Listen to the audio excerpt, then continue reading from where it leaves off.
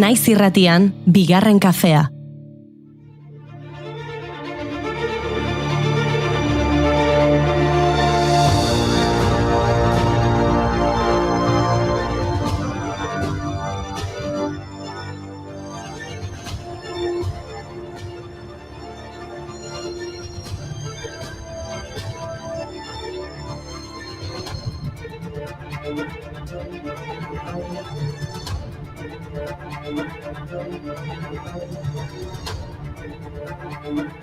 Egunon guztioi eta ongi etorri bigarren kafera. Asteartea da eta dagoeneko aste honek askorako eman du. Bai, bereziki galdetegiei dagokienez, Carlos Mazonek, Valentziako Generalitateko jarduneko presidenteak atzo, diputatuen kongresuan agerraldia egin zuen politikarien galderei erantzuteko eta begira, autogobernua aritu zen Euskal Parlamentariekin. Eta etzo baita ere, Xuar Pazos gazteak epaitegian deklaratu zuen. 2024ko Tolosako inauterietan larriki zauritu zuen ertzain batek foam jaurtigailuz. Xuar Pazos gaztea begian jo eta begi horretatik itxu geratuz.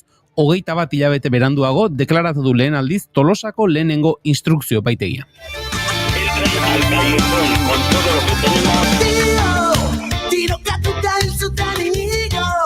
Beraien helburua Paris bezala, istripu bat zela esatea.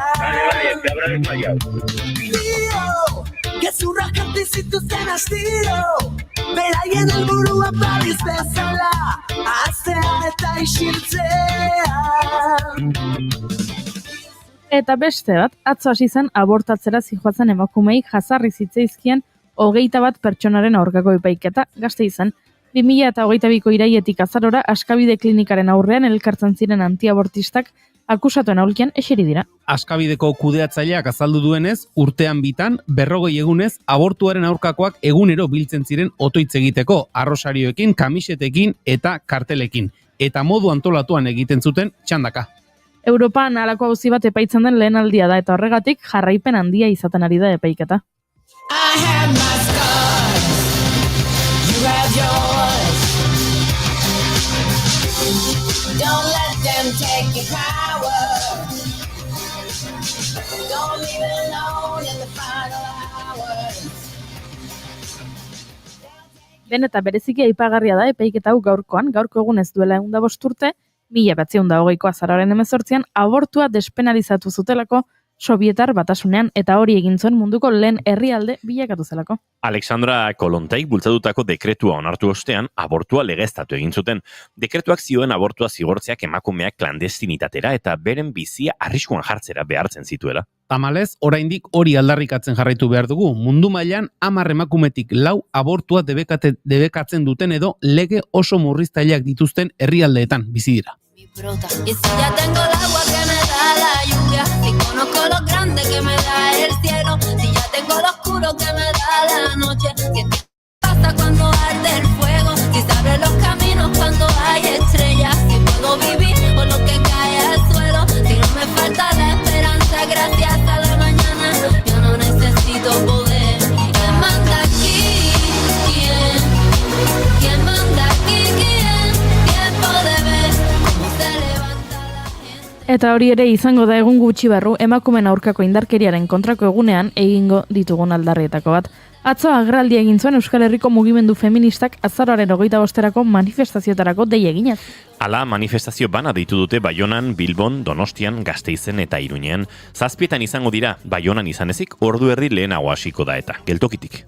Indarkeria matxista sostengatzen duten egiturak, konplizitatea, sareak eta anaidiak salatzeko kalera ateratzeko deia zabaldu du mugimendu feministak.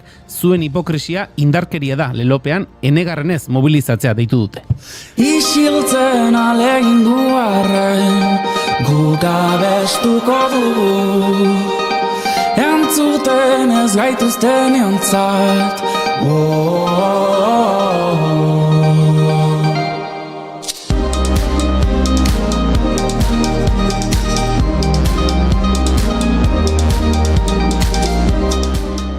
Lehen Alexandra Kolontai aipatu dugunez, ekintzaile gehiago aipatu nahiko nituzkenik, izan ere gaur 26 urte dira Inigo Egiluz kooperante bilbotarra hil zutela.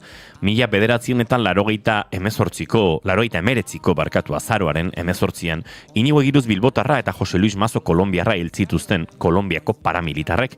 Hirugarren mundua eta bakea gobernuz kanpoko erakundeetako kooperantea zen egiluz, eta apaiz Kolonbiarra berriz, Mazo. Autodefensas Unidas izeneko talde paramilitarrek Atranto ibaian 2 pertsona horiez gain, beste 8 lagun zihoazen txalupa kolpatu zuten beste 11 batekin. Poliziaren babesarekin jokatu zuten eta 2022an Kolonbiako estatua erantzule jo zuten epaitegiek. Fermin Muguruzak abesti bat eskaini zion, gizon armatuak izenekoa.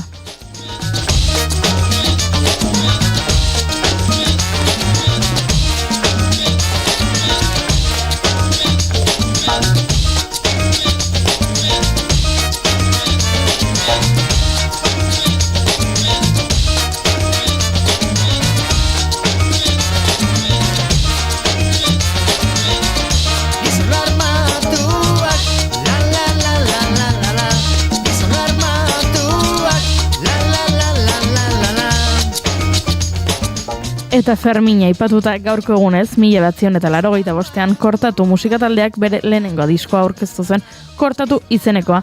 Giro festazaleak eta aldarrikatzaileak tartekatu ziren disko horretan eta arrakasta itzela izan zuen. Musikari zegokionez ska erritmoek begibistako presentzia zuten, baina rock oldarkorragoa ere sortzen hasia zen hirukote ordurako.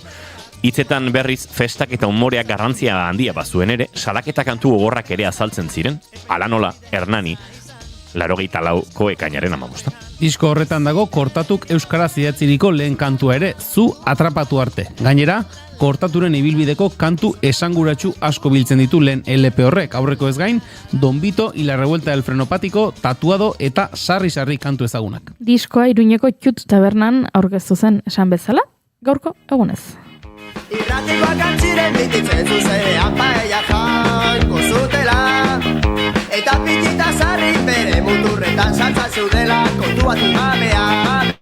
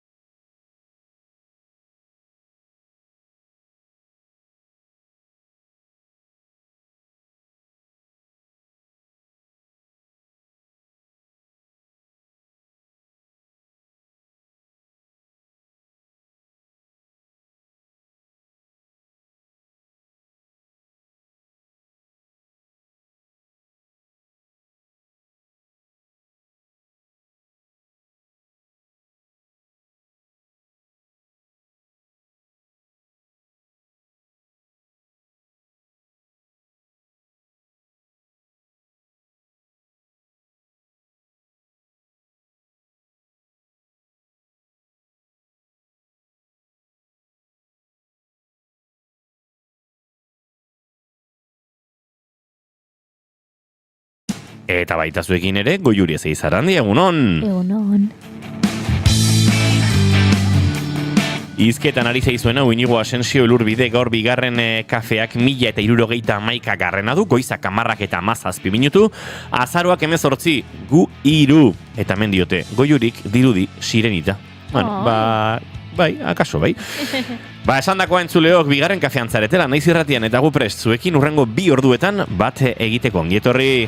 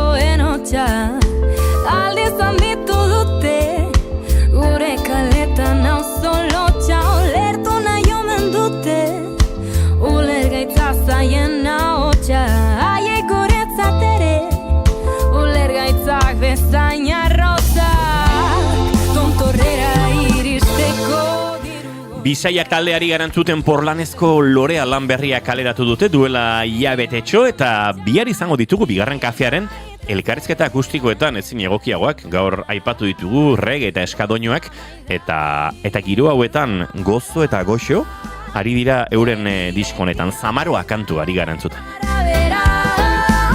Amaika dira amorez emateko arrazoiak. Amaika dira amore ez emateko arrazoiak alaxa besten dute eta guk amaika arrazoi dauzkagu gaur amore emanez eta zuei maite dutake elkar banatzeko. Eta maite duten elkar banatzen lanetan nolabait lehen errelebo eman behar duena Julen Goikoetxea arbe gozo. Gustora asko emango dugu. Arnaz luzean gainera. Ba, ikusiko dugu, akaso erritmoa bizitu eta zuei utziko dizuet esprinerako aukera.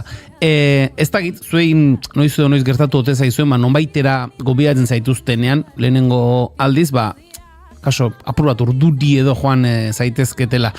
Kontua da, gure herrian, badagoela horrela internetaren inguruan, eta bere garaian blog komunitate bat eta izan zuen taldetxo bat, eta urtea daramatzate, urtean behin elkartu eta bazkaritxo bat egiten dute. Eta duela hilabete batzuk, behin dena esaten hasita parranda giroan egitako batek esan zian, urtean etorri behar duzu, zuri ere interesatuko zaizuan sortzen diren hizketaldiak eta bat eta beste, eta denak ezagutzen dituen, bazkari horretara joango ziren guztiak ezagutzen ditut, lehenagotik ere, baina denekin batera elkarrekin ez nintzen sekule egon da, banuen ala moduzko ez dakit errezeloa edo kezkarik ez da gutxegorik ere, baina talde horretan zenolako giroa sortzen ote zen, denak jende ezberdin eta horrela, eta joan nintzen, larun batean, eta egia esan oso ondo pasa nuez, asteko giro osona egon zen, eta bestetik asko ikasteko balio izan zidan, gaur egungo horietako bat, gainera lehen aipatu dizuet, bigarren kafean izan gero bere garaian, Inigo Balerdi, alegian etxeen izendegiarekin eta nola biteko lanketa bat egin duen laguna, eta horrelako gauzen inguruan, internetek software librearen inguruan, eskaintzen dituen baliabideak ezagutzeko balio izan zen, ibintzat ezagutzen ez nituen baliabide eta erramintak ezagutzeko aukera mantzidan, bazkaldu ere ederki egin genuen, Mondeju giroan eta ederki ibili ginen. Mondejua. Gauza ederra da. Mondejua, arkumea. Zigosea. Ikatxa tortilla, eta horrelako gauza jan geniten. Ziguna. Eta egun ederra izan zen, eta espero dut, hurrengo urtean ere joan alizatea, eta kontatuko dizuete, Mondejuak zer moduzkoa zeuden, hurrengo urtean ere.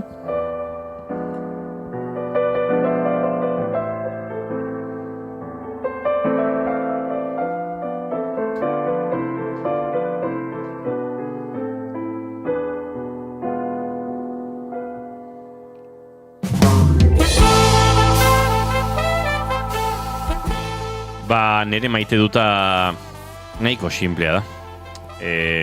Igande arratsaldean iritsi nintzen, asteburu luzea Pirineo aldetan pasatzetik eta etxera iritsi xisko eginda nengoen, baina tartea ere topatu nuen, goizia martzen, arratsaldeko 7:30 edo, eta esan nuen, hausi da momentua, nire etxean aspiradora eta erratza pasatzeko.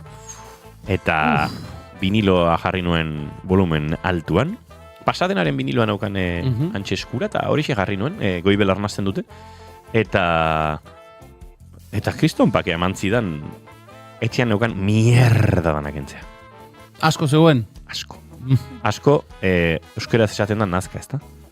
Bai, hori da. Hoxe, nazka emate zuen, bai. Ondo inigo. Ez, pentsatzari nintzen, zerbait egon behar zuela, igande arratsalde asteburu horrela pasata gero itxera iritsi, eta igande arratsaldeko ordu horretan, garbiketa lanetan asterako, zerbaitek begian enbarazu egiten zizun.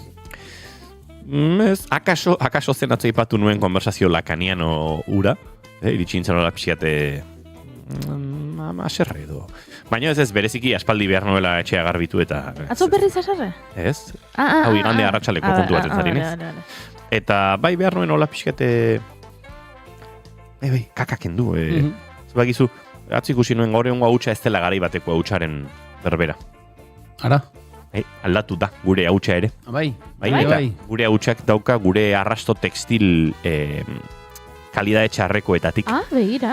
Bai, eta hor poliesterrak eta poliamidak eta bestelakoak agertzen direla. Garai batean artilla eta kotoiak presentzia gehiago zuten, baina gaur egun gure arropa ere erdi plastikozkoa omen da, eta hor sortzen zaizkigun, sortzen den hautsa, etxean sortzen den hautsa, kalidade txarreko hautsa da, ze gainera, kimiko guztiak bereganatu eta xurgatzeko eta han pilatzeko gaitasuna du, zoritxarreko gaitasuna, eta beraz, bai, nonbait gure bizimodu traketxauetan hautsa ere okerrera eraman dugu, eta beraz, hori jakinda berdin, baina nik hautsa kendu nahi nuen, begira jotzen zidalako, eta pixkat, entzuleak barkaia zuen, pentsatuko duzu orain zera, hemen izketan ari denau, zerri bat dela, bizimodu intentsua daramagu, eta bakarri bizigarenok, etxean lan asko egin behar ditugu, eta nik arropak pilatutan nituen, oie jarri nituen bere tokian, erratza pasatzeko nukan, baina ondo pasatzeko, ez pentsa hola, pasadatxo bat behar zuenik, Erratza pasata, gero aspiroa pasa nuen, da oraindik gero berriz ere erratza pasa behar izan nuen.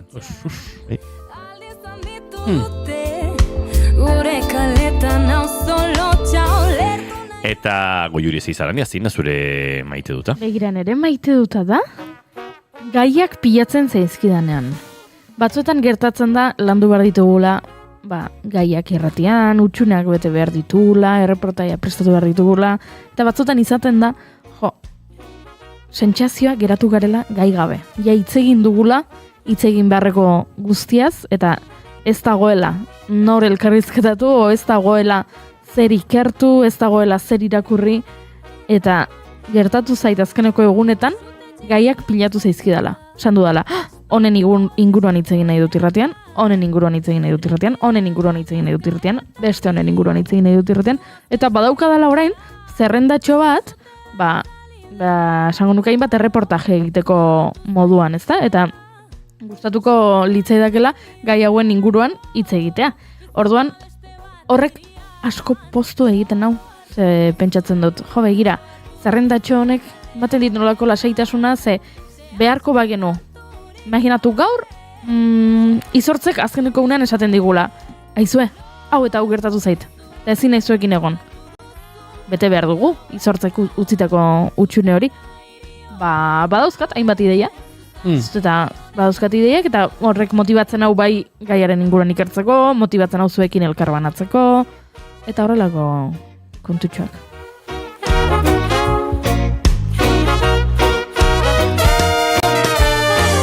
Hemen Gorkak esan du, Goiurik sirenita dirudila, baina baita ere tokata bat erosi behar duela. Ostia, Gorka, hi ere aurreko mendeko haiz, Zer da tokata bat? Tokata bat da, 80ko hamarkadan disko irakurgailu bati nola deitzen zitzaion.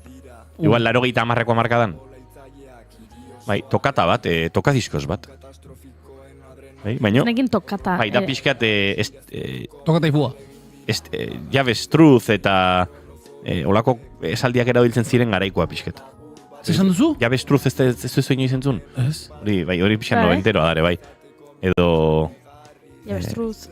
Nola bestea? Digamelon. Digamelon. Bat Stevie Wonderekin ez aldao. Effective Wonder. Effective Wonder.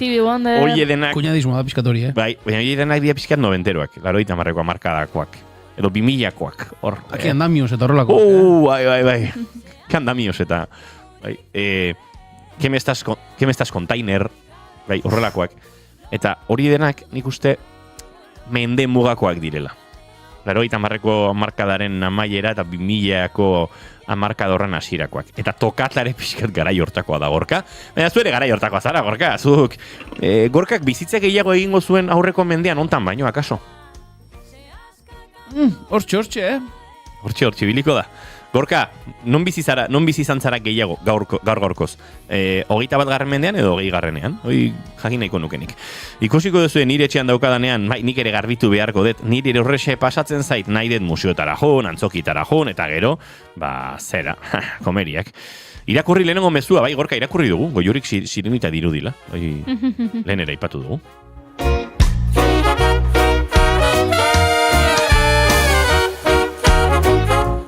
Porlanezko lorea disko ari gara aletzen bihar bisaiak taldea gurekin izango da, sehaska kanturik gabe amaitu eta bagoaz gaurko gure gonbidatu orkestera.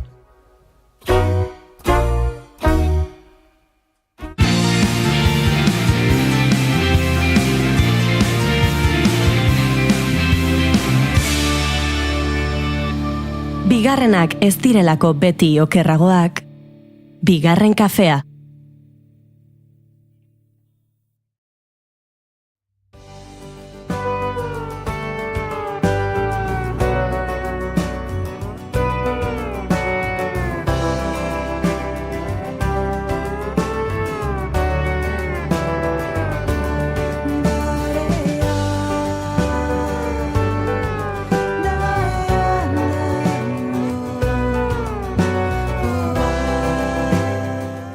Datozen minutuetan izpide izango dugun ekimenak ezagutu genuen unetik piztu zuen gure harreta.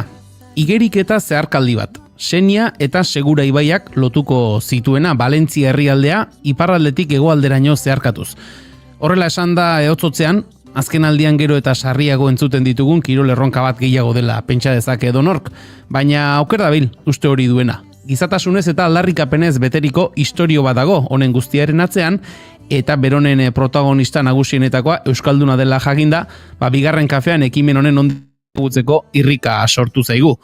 Gema Sanginés da Nadante el País Valencia proiektuaren arima, eta berak kontatuko dizkigu xehetasun guztiak. Gema, egunon eta ongi etorri bigarren kafera. Kaixo, egunon. Zer moduz? Ondo, bai, bueno, egun naiz, aritu naiz baintxe bertan zuez entzuten eta pizka bat hemen País Valencian sartzeko hautsak entzeari eta garbiketa egiteari hemen esaten da fer dissabte. Horrek esan nahi du larun bata egitea. Ara. Ohikoa delako, hori, larun bat goizean dedikatzea horri. Nik igande gauak eskaintzen dizkiot, Gema, baina kontzeptu antzekoa da. Bai. Askotan asteburuan egin behar izaten direlako horrelako lanak, bai. Gema, gauza asko dauzkagu zuri galdetzeko, gauza asko ezagutu nahi ditugulako, egitasmonen inguruan, baina gure gonbidatu guztiei, elkarrizketen hasieran bi galdera egiten dizkiegu, eta Goiurik azalduko dizu nola den mekanismo eta zeintzuk diren galdera horiek. Nik egingo ditut, bi galdera, baina zuk bakarra erantzun behar duzu, eta zuk aukeratuko duzu bietako zein erantzun. Galderak honakoak dira. Lehenengo galdera da, orain etorriko balitz zinema zuzendari bat, zure gana. Eta zure bizitzari buruzko pelikula bat egingo balu, edo esango balizu pelikula bat egingo duela, haitxen gaizkari naiz galdera egiten. Lehen da bizi bestea, formulatu behar duzu. Lehenengo esan behar dizut, bueno, berriz hasiko naiz. Zinema zuzendari bat, horreta esaten dizu. Zure bizitzari buruzko pelikula bat egingo dut, baina ezin dut jaio zinenetik orain artekoa kontatu. Ze bestela, karo, pelikula luze izango litzake eta soilik kontatu ezaket zure bizitzako etapa zehatz bat. Galdera da, ze etapa aukeratuko zenuken, pelikula batean islatuta ikusteko. Hori lehenengo galdera. Eta bigarren galdera da, nola imaginatzen duzun, nola irudikatzen duzun, edo behintzat nola gustatuko litzaizuken izatea zure funerala, zure hileta. Ordan, hortxe bi galderak, pelikularena eta hiletarena, eta esan bezala zuk aukeratu behar duzu bietako zein erantzun. Ia, eman di denbora gehiago pentsatzeari lehenengoari, hori, filmarena, ia. Zakit, alde batik esango nuke, hartuko nuke epe luze bat, eta agian izango zen, ama izan nintzenetik ona, bueno. Hori izango zen, 2005-etik bostetik onaino, edo. Eta hor sartuko nintzateke, ibilbide bat, bai País Valencian, bai Euskal Herrian, nire euskalduntze prozedura epe honetan izan zelako, eta hor barruan sartzen zen guztia. Bai amatasuna, euskaldun berri bezala jaia, bai Euskal Herria sakonago ezagutzen, euskal hiztunak ezagutzen ere, haien prozedurak, euskal lagunak, hori dana izan da oso elikagarria niretzat, oso polita. Dramak ez ezki gustatzen. Tira, Zoragarri, ez da, geratu da, erantzun da, eta orain bai, Gema, apur bat sartuko gara, sarreran guk nola baitere azaldu dugun egitasmonen inguruan, lehenik eta behin, jada rekuperatuta, jada indar berrituta, bai fisikoki eta bai emozionalki, abentura honetatik. Bai, izan dute resaka emozionala, baina fisikoki ez naiz nekatu gehiegi. Izan behar da, ez dala izan erronka oso potentea kirola aldetik, ez? Igerilariek entzutan badiate, jakingo dute egin duguna ez dala izan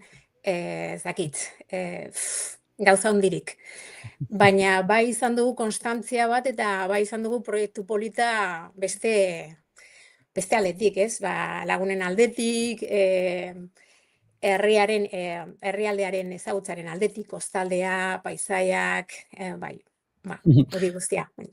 Ema, goazen hasierara, Nadan el País Valencia, nondik sortzen da, nolatan sortzen da egitasmo gauzatzeko ideia?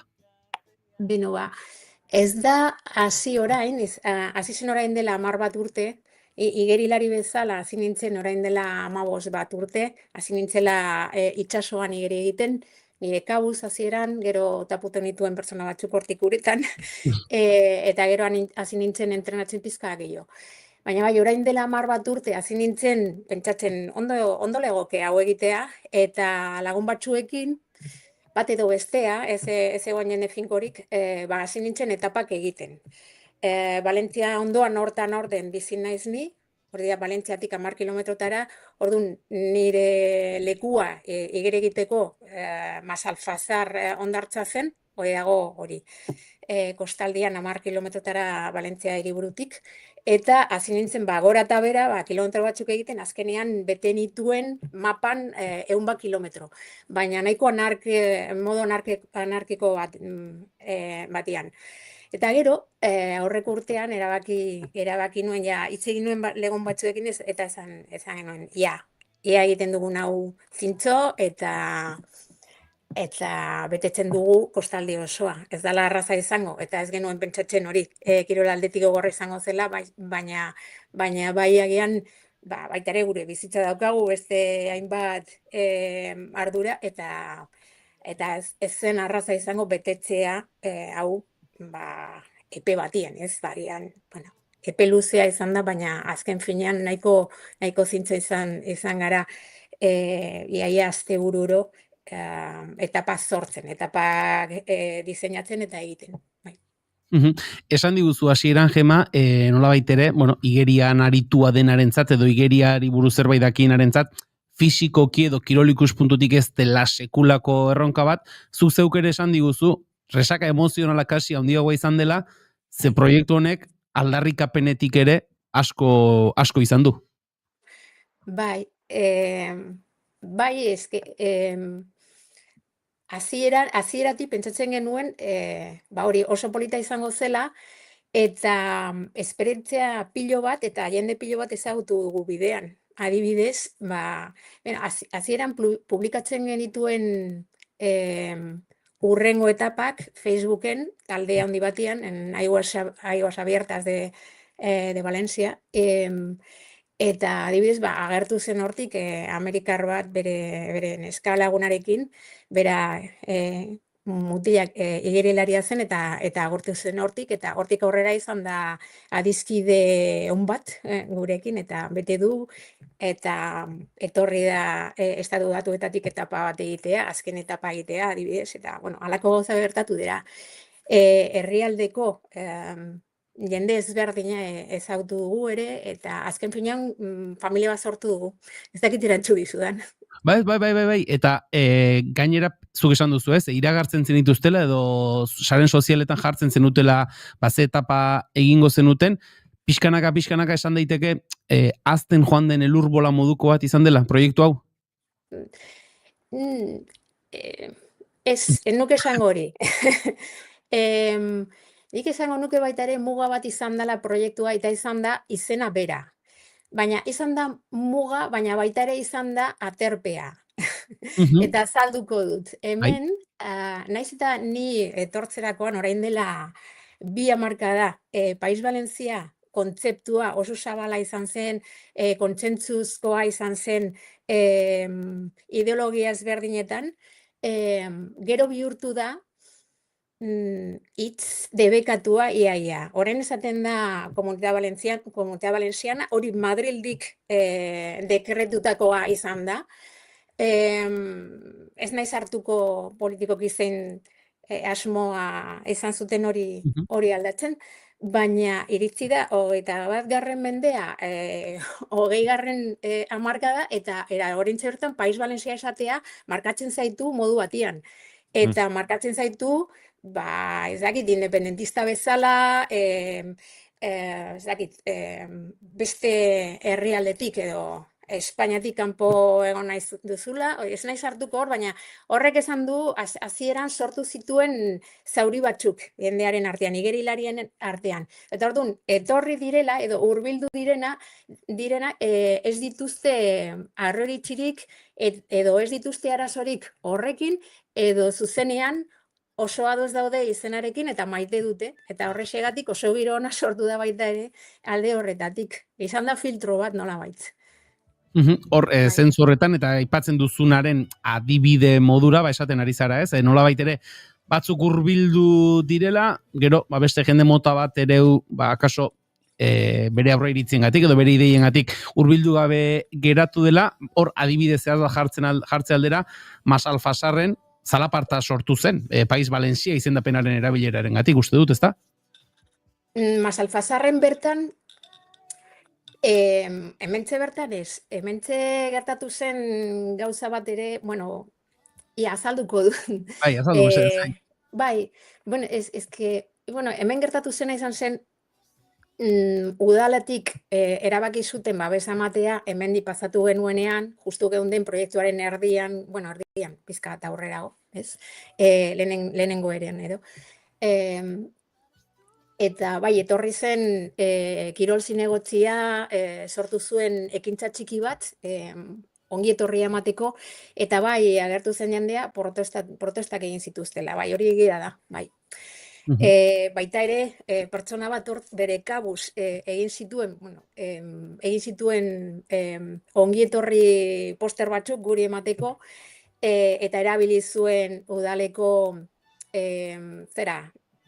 ikurra, eta bai, jaso zuen, baita ere, ez dakit azkenean izuna jarri zioten, baina bai, sortu zen txalaparta pizka bat.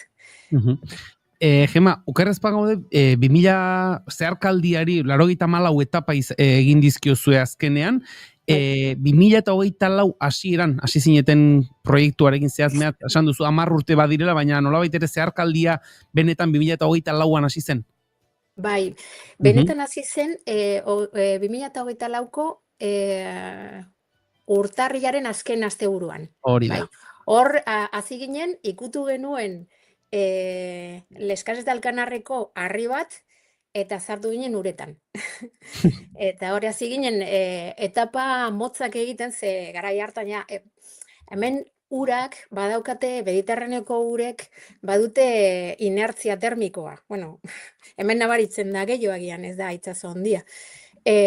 Orduan, urtarrilan ura nahiko hotz badago, baina hotzena edo, bueno, martxoan izango zen, bai, martxoan normalian jaisten da 11-12 gradutara.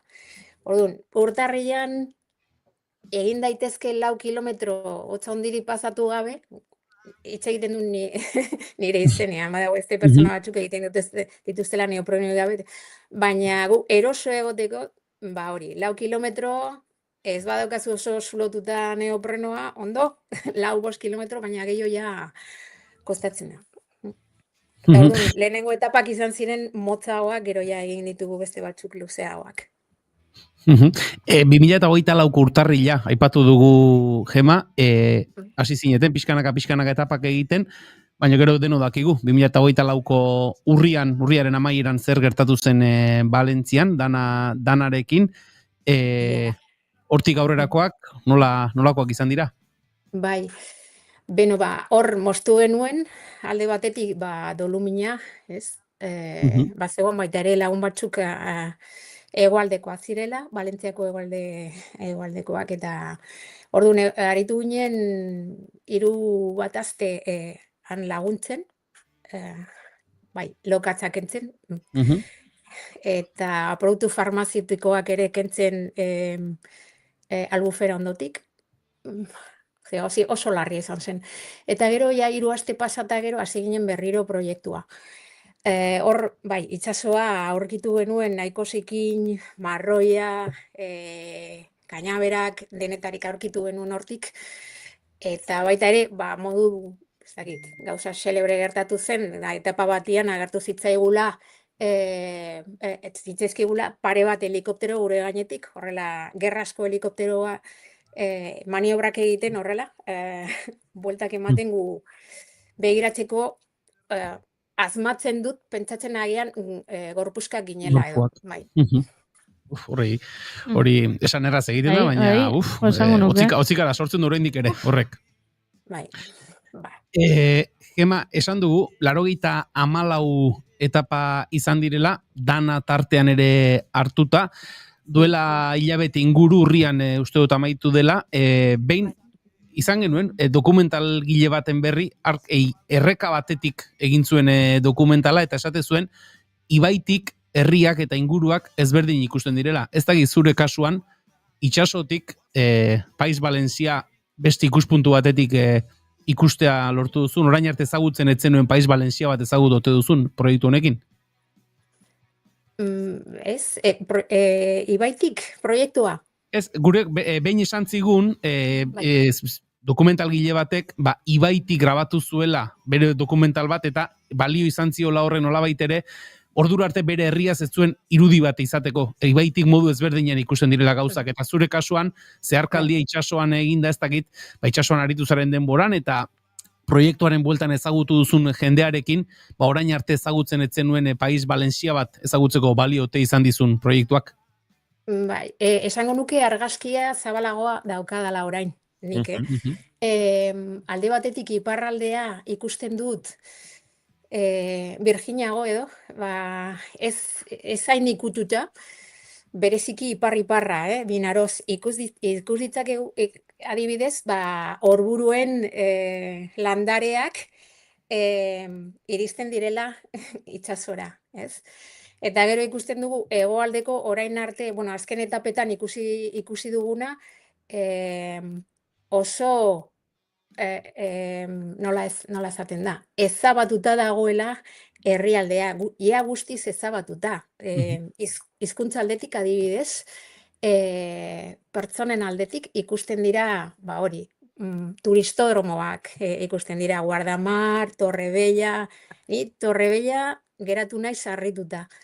Hori, enperatzen du ingelesa hizkuntza, kalean ikusten dituzun pertsonak dira, hori, entzuten duzu ingelesa, gehien batian errusiera entzuten da turistak. Turistak eta bertan bizi diren iparraldeko biztanleak, ez da? Eta lurralekin zerikusirik ez daukaten pertsonak. Eta gu gure ezaugarri bat da hizkuntza mantentzen dugula katalana leku guztietan, eta arraroa eginda, ez gatazkatzua, baina bai arraroa egin zaigu egoera batzuetan hizkuntza mantentzea. Beraz, askotan Euskal Herrian arnasguneak eta aipatzen ditugu, ikusten ari gara, Pais Valentziakoen balekutan ere badagoela, arnasgune horien beharra edo, Gema? Hori da, bai. Eta badago, Alakantaldian adibidez, Alakanten ez dakizuen, baina kopiatzen ari dira baita ere Euskal Herriko keinu txar batzuk, ez? Nola Nafarroan moztuta dago mapa hizkuntzaren eskubideen aldetik, ez? Euskaldun zonaldea, erdikoa eta eskubiderik ez daukaten hegoaldekoak. Alakanten bertan kopiatu dute eredu hori, eta orain dela gutxi erabaki dute udalan ez dala katalana edo valentziera, ez dala hizkuntza oraindik aurrera. Orduan, katalanen edo valentzien eskubideak oraintxe bertan agortuta daude nolabait. Baina horrek, zorionez, eta beti parte hori entzun behar da ere, piztu du ere, biztanleen edo hiztunen zormena eta borroka egiteko gogoa ere, ez daude lotan, aktibatuta daude. Zentzu horretan, ari nintzen pentsatzen akaso, Nadantel Pais Valentzia ekimen honek horretarako ere balio izan duela, alde batetik Pais Valentzian bertan dauden errealitate ezberdinak ezagutzeko, eta akaso orain esaten ari zinera, hainbat lekutan lozorroan zegoen kontzientziazio hori ere nolabait pizteko balio izango zuen akaso? Agian bai, gure ideia ez zen gauzak esplizitoki esatea, askotan, ni pentsatzen dudana da akzioak hitzak baino asko saltuago hitz egiten dutela. Orduan, hitz egiten duzunean entzun nahi ez duenari, bordun ez du ezertarako balioko, baina mantentzen bazaizu jarrera tinko batekin eta erakusten baduzu lotsari gabe edo konplexuri gabe, horrek egiten du eragin handiago. Eta hortaz, hiztunak edo hiztuna gutxitua direnak ikusten dute modu bikario batian ez dagoela gatazka, naiz eta aurreratu naiz eta pentsatu baietz, aurreitsiagatik, ez dago, eta bestaldetik sortzen dira adibidez elkarrizketa elebidunak eta baita ere ikusten da ez dagoela gatazka, komunika gaitezkela bat katalanez, bat gaztelaniaz arazori gabe, ez? Ez baduzu ideologi konkretu bat, ez da gatazkarik sortuko, ez? Eta modu horretan bai, ez dakit, eragin handia izan duen, baina behintzat eredu txiki bat izan gara. Bai. Inurri lana, esaten ari zaren bezala, behin da berriz, gauzak egiten jarraitu, eta lan nekazin horrek ematen dituela, azkenerako fruituak. Gema, pixkanaka amaitzen ere joan behar dugu, amaitu horretik ordea, galdera bat egin nahi dizugu, pentsatzen dut, orain proiektu honen liserik eta lanean hariko zaretela, nola joan den, balorazioak, utzi dituen ondorioak, hausnarketak egiten, aurrera begira, zentzu honetan edo bideo honetako beste egitasmorik baik buruan? Beno, alde batetik, ez dakite azkenean egingo dudan, baina hasi nintzen kuaderne bitakola, ez dakite euskaraz nola esaten den, baina hasi nintzen idazten eta besetako. Bitakora kuadernoa esango duke, bai, uste dut hori erabiltzen dela. Horrekin hasi nintzen, hasieratik orain dela urte bat, baina, bueno, oraindik asko falta da, baina ez dakit zerbait sortuko den, zerbait interesgarria eta polita sortzen bada agian, aterako zen. Navigazio egunkari omen da kontzeptu zuzena euskeraz. Bai. Bitakola hitza garrantzia dauka, ez? Baina bai, navigazioa, baina bitakola sortzen da lekutik, latinetik lekua, non zegoen kokatuta kuaderno hori, esaten zen bitakora eta bai. Beno, hori da ideia bat eta bestaldetik hasi gara Valentziako mendiak igotzen, baita ere. Ara, bat egin niko ez, eta orain beste kirola ere, bai. Bai, hasi ginen aurreko igandean, eta igo nahi ditugu, udaberria baino lehen, lehenengo 30 txontxorrak. Begira? Kuriosoa? Zango duke? Bueno, gero nahi dugu bizikletaz egin, eta horrela. Horrek ere atzean badu, aldarrikapenetik orain arte egindakoaren bidearen jarraipen modura izan nahi du, egitasmoak? Beno, bai, nahi duguna da elkarrekin mantentzea eredu hau, desestresant, eta bizitza gozatzeko modukoa, baita ere gure ideiei uko ez egiten, komunitatea mantentzen eta onditzen alba da, hori da ideia. Uste dut, Gema, nadante el País Valenciaren inguruan izan dugu lehen harremanaren ostean, gehiago ere izango direla, ze orain martxan jarri duzuen egitasmo hori ere interesgarria egiten zaigu, gaurkoak honetan utziko ditugu, Gema Sanginés, eskerrik asko, bigarren kafean izatagatik, eta esandakoa, esku hartzen dituzuen beste egitasmoak lantzen zoazten neurrien ere, izango dugu berriz ere, elkarren berri. Eskerrik asko! Bale, mil esker, oso gustora egon naiz. Agur. Agur. Entzuleok, goizeko 10:53 minutu ditugu, Gema Sanginés agurtu berri dugu, baina aurrera egingo dugu segituan, gure urrengo kolaboratzailea aurkezteko, eta kantuak berak kokatuko gaitu segituan haren peskizan.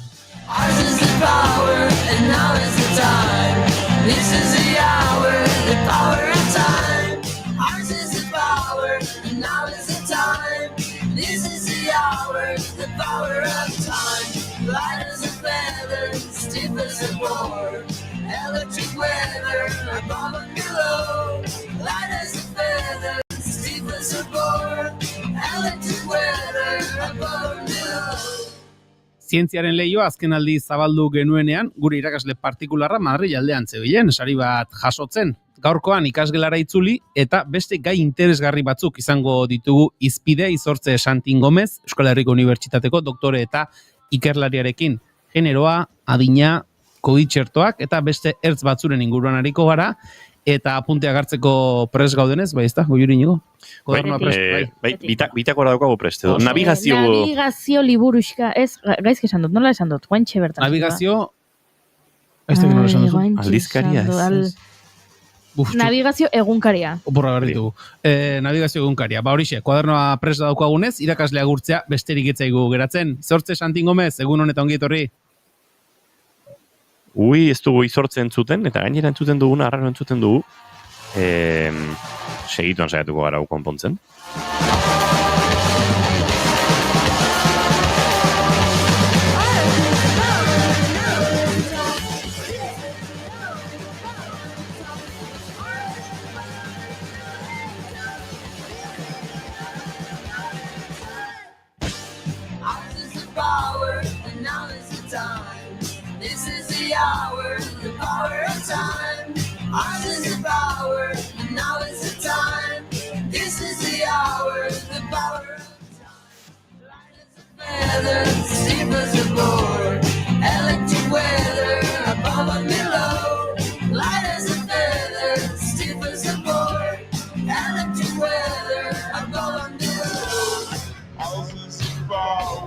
Entzuten hau bai?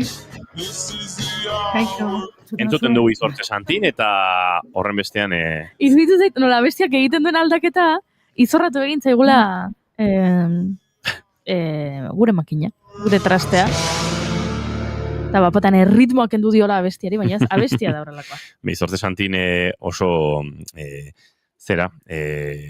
almen handiko pertsona da, baina... berezitik gure uinakola dantzan jartzeko, ez da egiten besterako. Izortze Santin, egun honetan gitarri. Kaix, egun ondan hori. Ondo altzabiltza? Bai, ongi entzuten zaitu orain, ez da?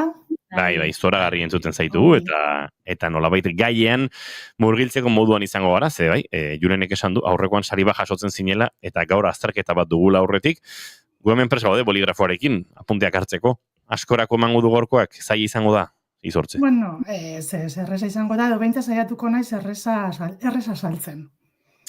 Ados, lehenengoa genio errakalaren inguruan kokatu behar gaitu, eta nolabait gai honek, emakumeen segurtasun ezaren inguruan, naturan emakumezkoen segurtasun ezaren inguruan, agertutako publikazio batetik abiatuko gara, Izortze? Ba, hori da, ez dakizuen, baino 2024 urtean, sare sozialetan galdera bat biderala egin zen, ez? Zuten, basoan hartza edo izun bat aurkitzea nahiaguko zenuke, ez? Eta emakume gehienek esaten zuten hartza nahiago zutela, ez? Beraien arriskuarekiko pertzepzioa nolabait, faktore sozialekin erlazionatuta egongo lirateke, ez? Eta, ikerketa honetan, pixka bat hori aztertu nahi izan du dute. Zergatik da garrantzitsua aztertzea?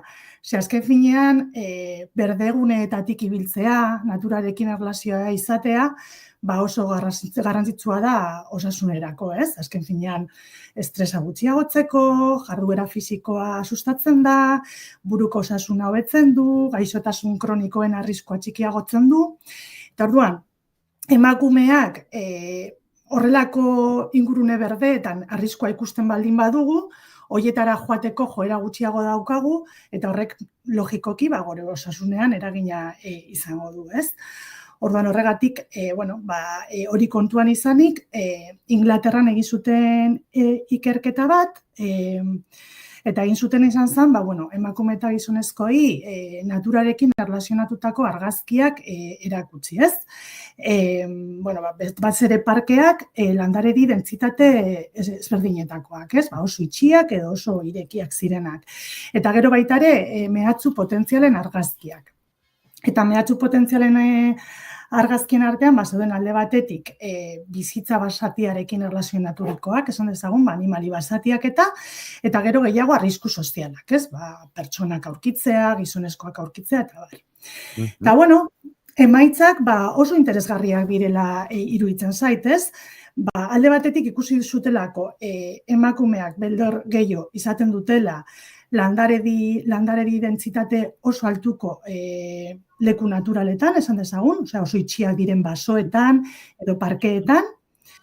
Bestalde, beldur gehiago izaten dutela arrisku sozialak aurrean izaten dituztenean, arazo baten beldur izaten direlako edo garelako, eta gutxiago arrisku fisikoak animali basati baten aurrean, ez?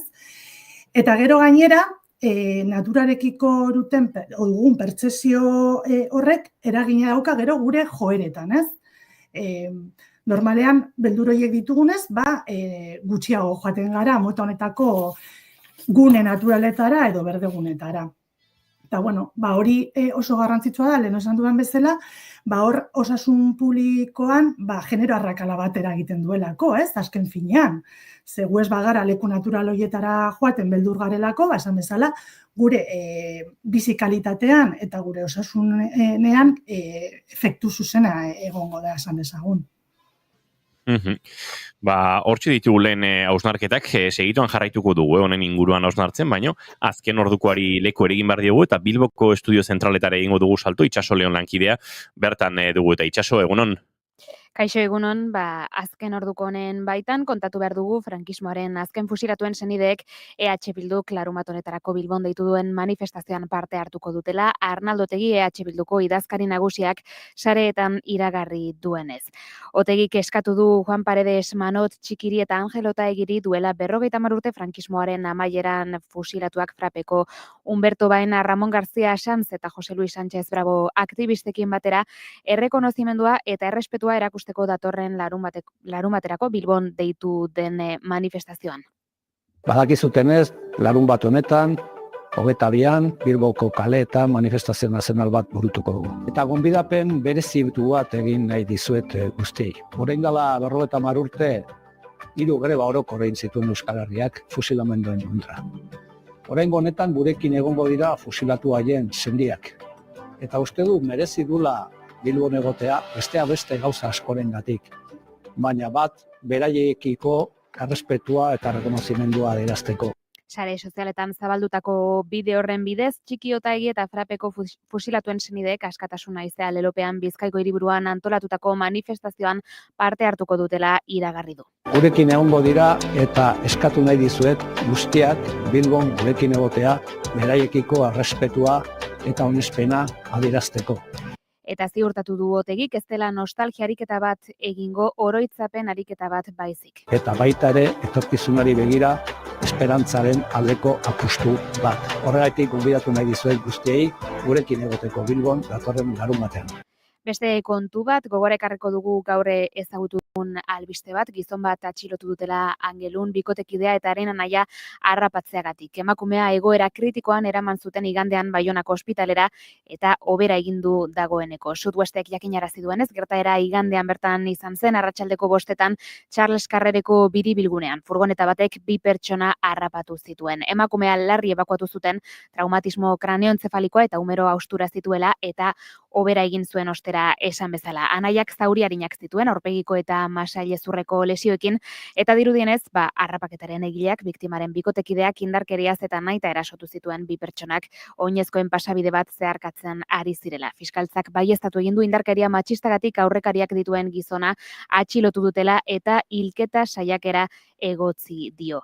Bestalde, auto baten gidaria hilda astelehen honetan Nazional 104 errepidean Matauku kontzejuan Gasteizen segurtasun sailak jakinarazi zuenez, istripua atzoko arratsaldeko 5:00 aldera gertatu zen 2 ibilgailuek aurrez aurre talka egin zutenean. Eta oraintxe errepidetara begira, esan dezakegu duela minutu batzuk autopilaketan nabarmenak sortu direla Irunen eta Baionako noranzkoan, baina dagoeneko arindu direla ematen du, eta besterik ez oraingo, 12etan jarraituko dugu honen eta gehiagoren berri ematen.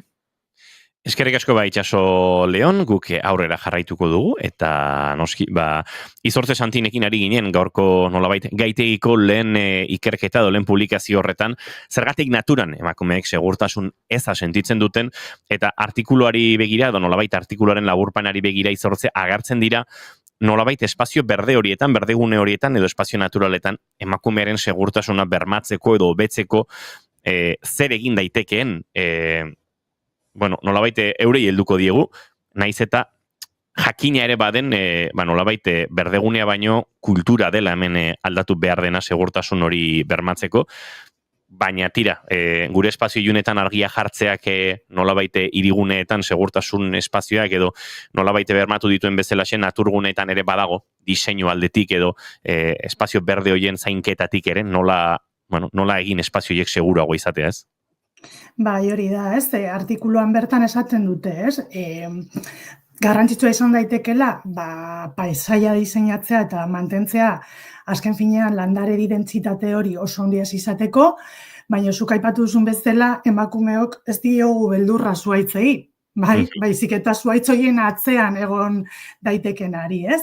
Eta horretarako, betiko kontua da, jazarpena eta indarkeria matxista heldu behartzaio, kontzientziazioa, aldaketa kultura sakonak bultzatu, ez da zuhaitz horiek nola jartzen ditugun, baizik eta gune horietara joaten garen pertsonak zenolako jarrerarekin joaten garen, ez? Eta orduan, noski gauzak egin daitezkela hobetzeko, eta nik uste dut herri askotan Barakaldon bertan orain apoari heltzen ari diete, udaletzetik, eta nik uste dut ikuspegi feminista batetik, ez? Landu behar diela apoiek eta horrelako ikerketa kontuan izan, emakumeentzako ere berdegune horiek seguruagoak izateko nolabait. Ez du inoiz erre, baino kontuz lurrera izuri gabe. Ez du inoiz erre, garaikide ada egiten duzu. Tira, nolabait, lehenengo gai horri heldu diogula eta garbi dagoela, ez? Nolabait ikerketaren soluzioen artean aipatzen bada ere, dentsitate gehiegizkoak segurtasun hori ukatu egiten duela, nolabait lanketa kulturala eta soziala dela erabat, eta uste dute ondo azaldu duela Izortze Santinek. Baina badamen beste gai bat, Nature Aging aldizkarian argitaratutako ikerketa batek dio, eleaniztasunak zahartze azkarraren kontra babesten duela, Izortze. Eta ze polita ikerketa, ikusipean pia gustatu zitzaidan. Ez da bakarrik eleaniztasuna balore kulturala eta komunikatiboa daukala, baina orain ere badakigu ikerketa honeri esker osasunaren determinante badela, ez? Eta, iruditzen zait oso interesgarria. Oso aldizkari on batean argitaratu dute, Europako 27 herrialdeatan egindako ikerketa da, 86.000 pertsona baino gehiago aztertu dituzte, 51 eta 80 urte bitartekoak, ez? Eta hola modu oso errezean azalduta, zer da ikusi dutena? Hizkuntza bat baino gehiago erabiltzeak zahartze azkarrarekin erlazionatutako endekapena moteltzen duela. Amate dituzte probabilitate datu batzuk. Hizkuntz bakarra hitz egiten duten pertsonek 2,11 probabilitate gehiago daukate endekapen azkarra izateko. Eta gutxienez bi hizkuntz hitz egiten dutenak 2,17 probabilitate gutxiago zahartze azkar edo bizkor hori izateko, ez? Datuak hor daude, nik uste dut oso interesgarria dela egia esan. Eta hortik gora Izortze, bi hizkuntzekin 2,17 aldiz probabilitate gutxiago eta baina hirugarren hizkuntzak, laugarrenak nolabait jarraitzen du hori atzeratzen edota, gure osasun neuronalean eragiten, ezta? Bai, da akumulatiboa bezala esan dezagun, ez? Zenbat eta hizkuntz gehiago jakin, zahartzerari lotutako endekapen kognitibo kontrako babesa are eta handiagoa da, ez? Orduan, ikerketa honetan ere ondorio horiek ateratzeaz gain, proposamen batzuk egiten dituzten, ikuste dut oso logikoak diena, ez?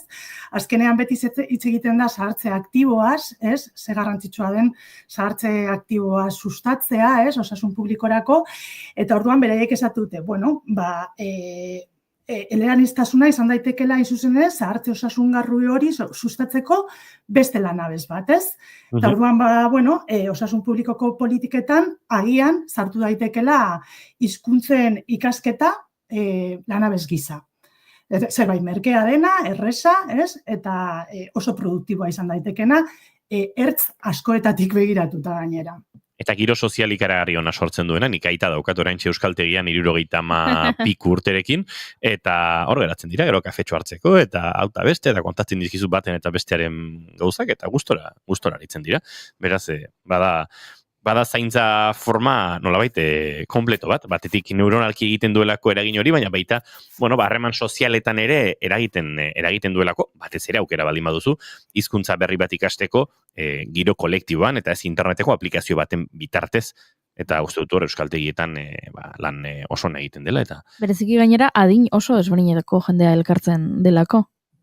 bai, hori da, oso belaunaldi artekotasun hori, esperientzia da. gu ohituta gaude berez ikasten dugunean gure adineko jendearekin ikastera, ez? Eskolan beti adineko jendea, institutuan, unibertsitatean orokorrean ere, zure adineko jendearekin euskaltegian, arraroa izango da urte bereko 5 pertsona elkartzea.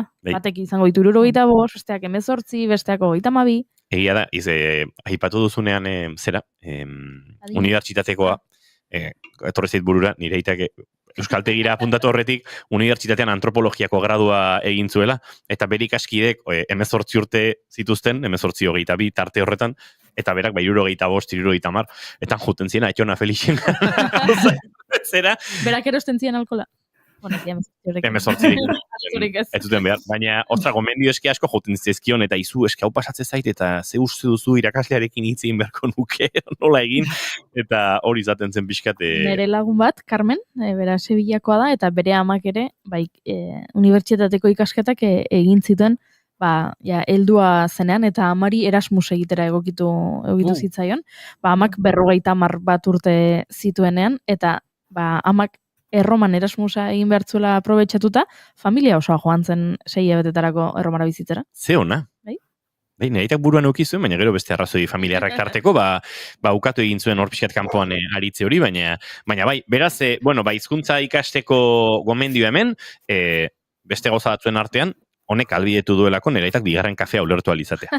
Ez dela gutxi, baina pentsa, nik hori gertatzen ari zela, nolabait, hizkuntza bat ikasten adimatekin hasten den jende horrei guztiari, zenolako mesedea egiten dion, eta nolabait, zientifikoki ikusi dugu, Nature Aging aldizkarien argitaratutako ikerketa honek hori plazaratzen duela, eta hori azaltzen duela.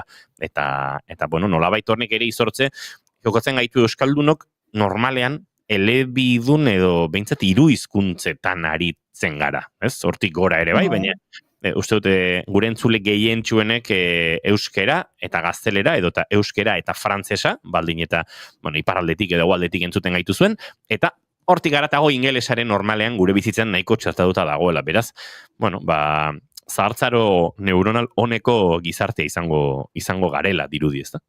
Hori dirudi, ez? Eta nik uste dut, hau badela arrazoi bat, ere, bakarri gaztelera hitz egiten duten pertsonei, edo frantsesa hitz egiten duten pertsonei, beste arrazoi bat daukate euskera ikasteko, ez? Zahartze prozesu hobe bat izate aldera, hemendik ere animatzen ditugu, beste arrazoi bat izaten dutela horretarako. Ados, hause gaurko bigarren gaia nolabait esateko, Nature Aging aldizkariarekin, eleaniztasunak zahartze azkarraren kontra babesten gaituela baieztatu izan dugu, baina badaukagu oraindik aurrera egiteko beste gai bat, akaso korapilatxua, COVID txertoak izan duelako, bere kritika espazioa eta bere polemika, baina COVID txertoak biziraupen handitzen duela minbizia duten pazienten artean. Nature aldizkariak hau publikatu berri du, izortze? Bai, COVID txertoek bizitza pila bat salbatu dituztela, askotan azaldu dugu, baina hemen beste zerbait egiten dutela jakin dugu berriki, ez? Badaude minbizi mota batzuk tratatzen diela inhibitzaile batzuekin. Checkpoint inhibitor deitzen direneko inhibitzaile batzuekin. Bai, azalduko dizuet oso laburki hori zer da, bale? Zuek badakizue sistema immuneak gorputz arrotzak ezagutzen dituztela, eta modu horretan defendatzen gaituzte, baina minbizi zelulak ere ezagutzeko gaitasuna dauka sistema immuneak eta minbizi zelulak erasotzeko. Horregatik askotan minbizia kontrolatuta dago, edo minbizia ez da garatzen zelula bat anormalki portatzen denean. Zer da kontua? tumore zelulek daukatela ebasio sistemak, bai? Eta batzutan, beraien mintzetan, zelula horien mintzetan, adierazten dituzten molekula batzuk inhibitzen dutena sistema immunea, ez? Orduan, sistema immunea iristen da tumore horretara, molekula horiek ezagutu eta esatzen du, zelula hau ez da txarra, bai? Eta modu horretan, tumorea hasten jarraitzen da, bai? Orduan, horiek egiteko, inhibitzaile batzuk erabiltzen dira tratamendu gisa, bai? Zer da ikusi dana? Tratamendu hau jasotzen duten, minbizia duten pertsona batzuetan, COVID txertoak tratamenduaren eraginkortasuna handitzen duela, ez? Eta horrek eragiten duela biziraupena handiagoa izatea. Hola, printzipioz, titulara irakurtzen dugunean, pentsa dezakegu, pertsona hauek daudela igual, sistema immunea holduta daukatela, ez? Minbiziaren kontra ari delako, COVID txertoak babesten du, pertsona horiek pneumonia bat ez garatzeko. Ez dauka zer ikusi. Ez gara hortaz hitz egiten ari. COVID txertoak nolabait hiperaktibatzen du sistema immunea tumori zelula horien kontra egiteko. Inkluso tumorean bertan dauden sistema immuneko zelula horiek nolabait aktibatzen dira tumorearen kontra egiteko. Bai? Eta datuak, emaitzak, ikusi dituzten datuak oso zangarria dira, ez? Biriki minbizian adibidez, txertoa jaso zutenak mediaz 37 hilabete bizi irauten zuten, eta jaso zutenak 21 hilabete. Bai? Eta melanoma metastasikoa zeukaten gaixoetan, ezin izan dituzte biziraupen konparaketak egin, ikerketa itxi zutenerako, oraindik ere txertoa jaso zutena bizirik zeudelako. Orduan, ikusi da, kasu horietan biziraupena are handiagoa dela, ez? Orduan, jakin badakigu txerto hauek funtzionatzen dutela COVID-19aren kontra, baino gainera, bestelako gaixotasun batzuetan ere, onuragarriak izan daitezkela. Ze ona, ikerketa honekin amaituko dugu gaurkoa, baina hortxeari garantzuleok, COVID txertoak, biziraupen handitzen duela, minbizia duten pazienten artean, eta izortzeko oraintxe ondo azpimarratu duen bezala, ez dela nolabait albo onura bat, ez? Gaixotasun, gripe, edo COVID, edo pneumonia, edo bestelako arazo infekziosoetatik babesten duelako pazientea, baizik eta COVID-ak berak babes hortarako eragiten duena gorputzean, eta sistema immunologikoan horrek laguntzen duela zelula kanzeroso horien aurka borrokatzen, eta nolabait biziraupena handitzen. Izortze, ikerketa honen peskizan, badakigu zer jarri dituen, zen momentutan ikerlari talde bat konturatzen dan ontaz, badago zerbait COVID txertuaren printzipioan hasiratik akaso honekin lotu zitekena eta horregatik hasi direna ikertzen, edo gerora zerbait kontuarazitakoa da? Gerora konturatu izan dira, historia klinikoak aztertzen hasi direnean. Bai ikusi dutela, erlazio hau ez dagoela bestelako txerto batzuekin, bai? Adibidez, gripearen txertoarekin ere antzeko ikerketa bat egin dute, baina gripearen txertoa ez dago RNA mesularian oinarrituta. Bai, eta kasu horretan ez dute efektu onuragarririk ikusi. Orduan, ari dira aztertzen zer erlazio egon daiteke RNA mesularia txertoen eta onura honen artean, bai? Ze normalean bakarrik txerto hauekin ikusi dute efektua. Ados, uste dut ondo argituta geratu zaigula. Hauexek entzuleok gaur Izortze Santinekin, hain zuzen ere Euskal Herriko Unibertsitateko doktore eta ikerlariarekin aztertzeko genituen gaiak. Izortze, eskerrik asko eta aste batzutan jarraituko dugu azterketak egiten, ez dakit Julengo Juri apunteak ondo hartu dituzuen. Zoragarri. Bai. Orain garbira pasatzea falta. Gure navigazio egunkarien. Epa! Garbira pasata, perfecto. Izortze Santin Gomez, mila esker eta laizter arte. Bai, eskerrik asko zuei, agur.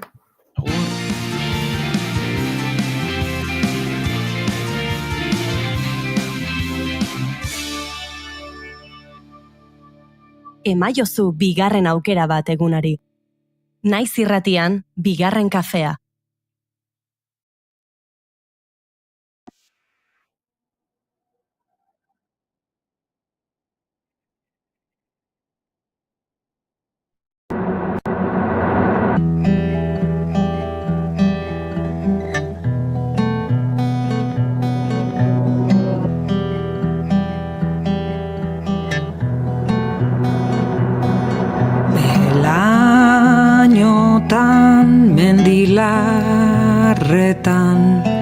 zurda luzeak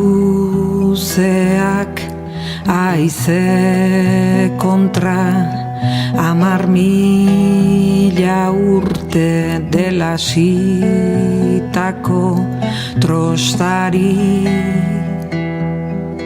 jarraitzen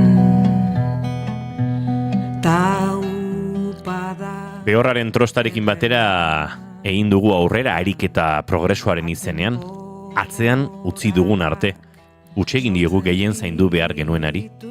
Eta orain zer? Alaxe dio Anarik, duela 19 minutu kaleratu duen diskonen aurkezpen gutunean. Gizazarata diskoa zuzenean aurkezteko biraren amaieran dira, eta bezperan plazaratu du Anarik txikizio hau dena kanta. Ahotsa, gitarra akustikoa, eta Felix Buffen soinu paisaiekin Rudigerrek gehitu dizkio teklatuak eta gitarra elektrikoak ekoizpena. Eta hementxe, Short Breaker Studiosen grabatu berri den kantua txikizio hau dena, behelainotan, mendilarretan, zurda luzeak aize kontra, 10.000 urte dela hasitako trostari jarraitzen.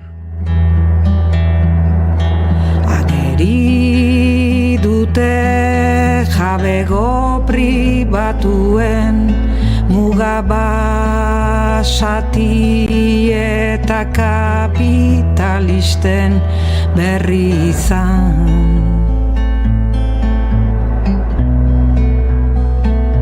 Izan baduzula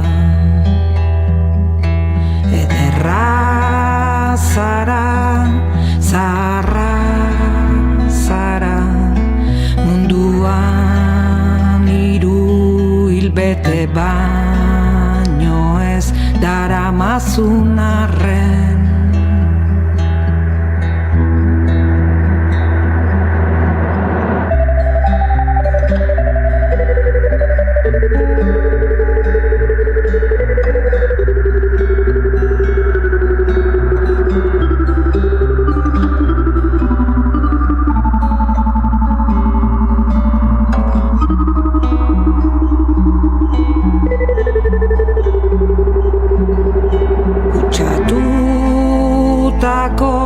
Larreta erreken gauzargori egun ta egun lehorren artitzar zarra ikusten uzten ez dizun zabor espazialarena edo zuk ezagutzen ez dituzun arren hemendik urrun lurmentzen ari diren izebergena azaldu albani Euskal Herria Palestina bufanda Euskal Selekzioak Palestinarekin azaroaren 15ean jokatuko duen partidarako bufanda eskatu Egiko trenak beina biatu eta geratzen ezakigun txikizio hau dena ederra zara, zaharra zara, baina zu inorketzaitu maite ederra zara, zaharra zara, baina jendeak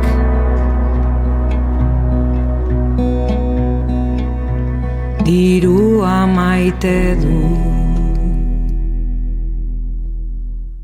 Horrelaxe, zaplasteko bat bezala sartzen da Anariren txikizio hau dena esan da bezala, biraren azken kontzertu atarian, biraren agurraren atarian, kaleratutako kantu hau, Bandcampen entzun gai da dagoeneko, gaur goizeko 11:00 duela minutu gutxi argitaratuta, eta iritsi berri zaiguna, Anari Alberdi eta Rudiger hemen elkarlanean, kantu ederre honetan.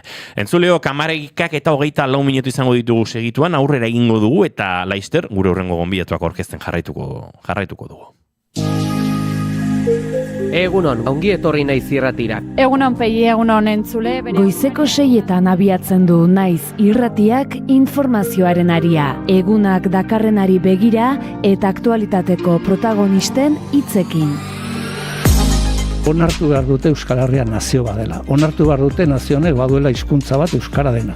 Eta onartu behar dute nazioek baditugula eskubide politikoak. Eta hortik hasten da eraikitzen omen denek nahi dugun akordio zabal bat autogobernuaren inguruan. Guk identitatea zaratago mugaz gaindiko estrategiak ikusten ditugula gehiago aukera bat bezala zerbitzu publikoak adibidez eskaintzeko. Osakidetza ikurra, kolore berak, baina ez dire osakidetza zerbitzu zuzenak. Enpresa hortako buru, hor lan egiten duten langileen lanbaldintzak eskasak eta gure osakidetza gero eta aulago. Zabalkigu bai, alderdi batzuetan berdin Ipar Euskal Herriaren egoera ez zela onartzen, baina ezkerren nahi badu irabazia Ipar Euskal Herriuntan gu gira lehen indaga EH Baikin, eta orduan bat egin behar dugu, bestela ez dugu lortuko. 2019an hauteskunde gau horretan nun entzun genuen agur aziron famatu ura, hori gertatu eta dolua egin genuen asteburu batean, eta astelenean hasi ginen lanean. Eta lana bai ala bai egin behartzen talde guztiekin PSN barne. Gaina estapenean ziren tendentziak indartuz doatziela, orokorki frantziar politika biziki polarizatzen ari dela, bi ekstremoen artean, eta erdian diren alderdiek, bereziki makronista alderdiek, beren sinesgarritasuna azken finean galdua dutela. Kultura politiko berria behar dugula, politika egiteko modu berriak behar ditugula, herrigintzan gauzak diferente egin behar ditugula, elkarlana ezinbestekoa dela. Politikaren ikuspegi tradizional edo murritz batekiko urruntasuna bai, arditzen ari dela gazteen artean oro ez Euskal Herrian, bakarrik gure ikerketa Euskal Herrian egin dugu, baina nolabait mendebaldeko kontu bat da, ez? Eguna jakin beharreko guztiekin abiatzeko informazioaren ariaren lehen edizioa astelenetik ostiralera, goizeko 6tatik 10:00. Naiz irratia.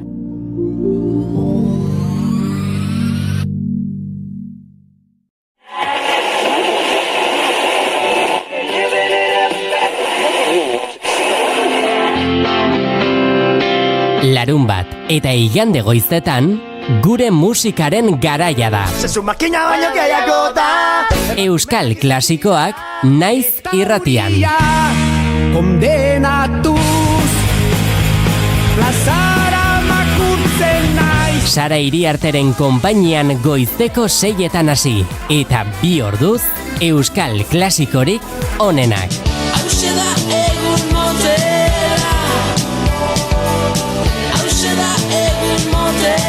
Naiz irratian Euskal klasikoak.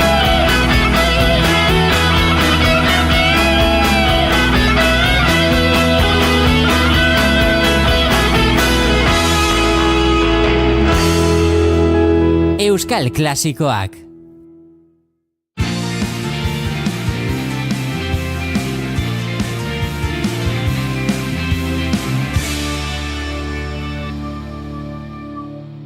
Keep calm and bigarren kafea.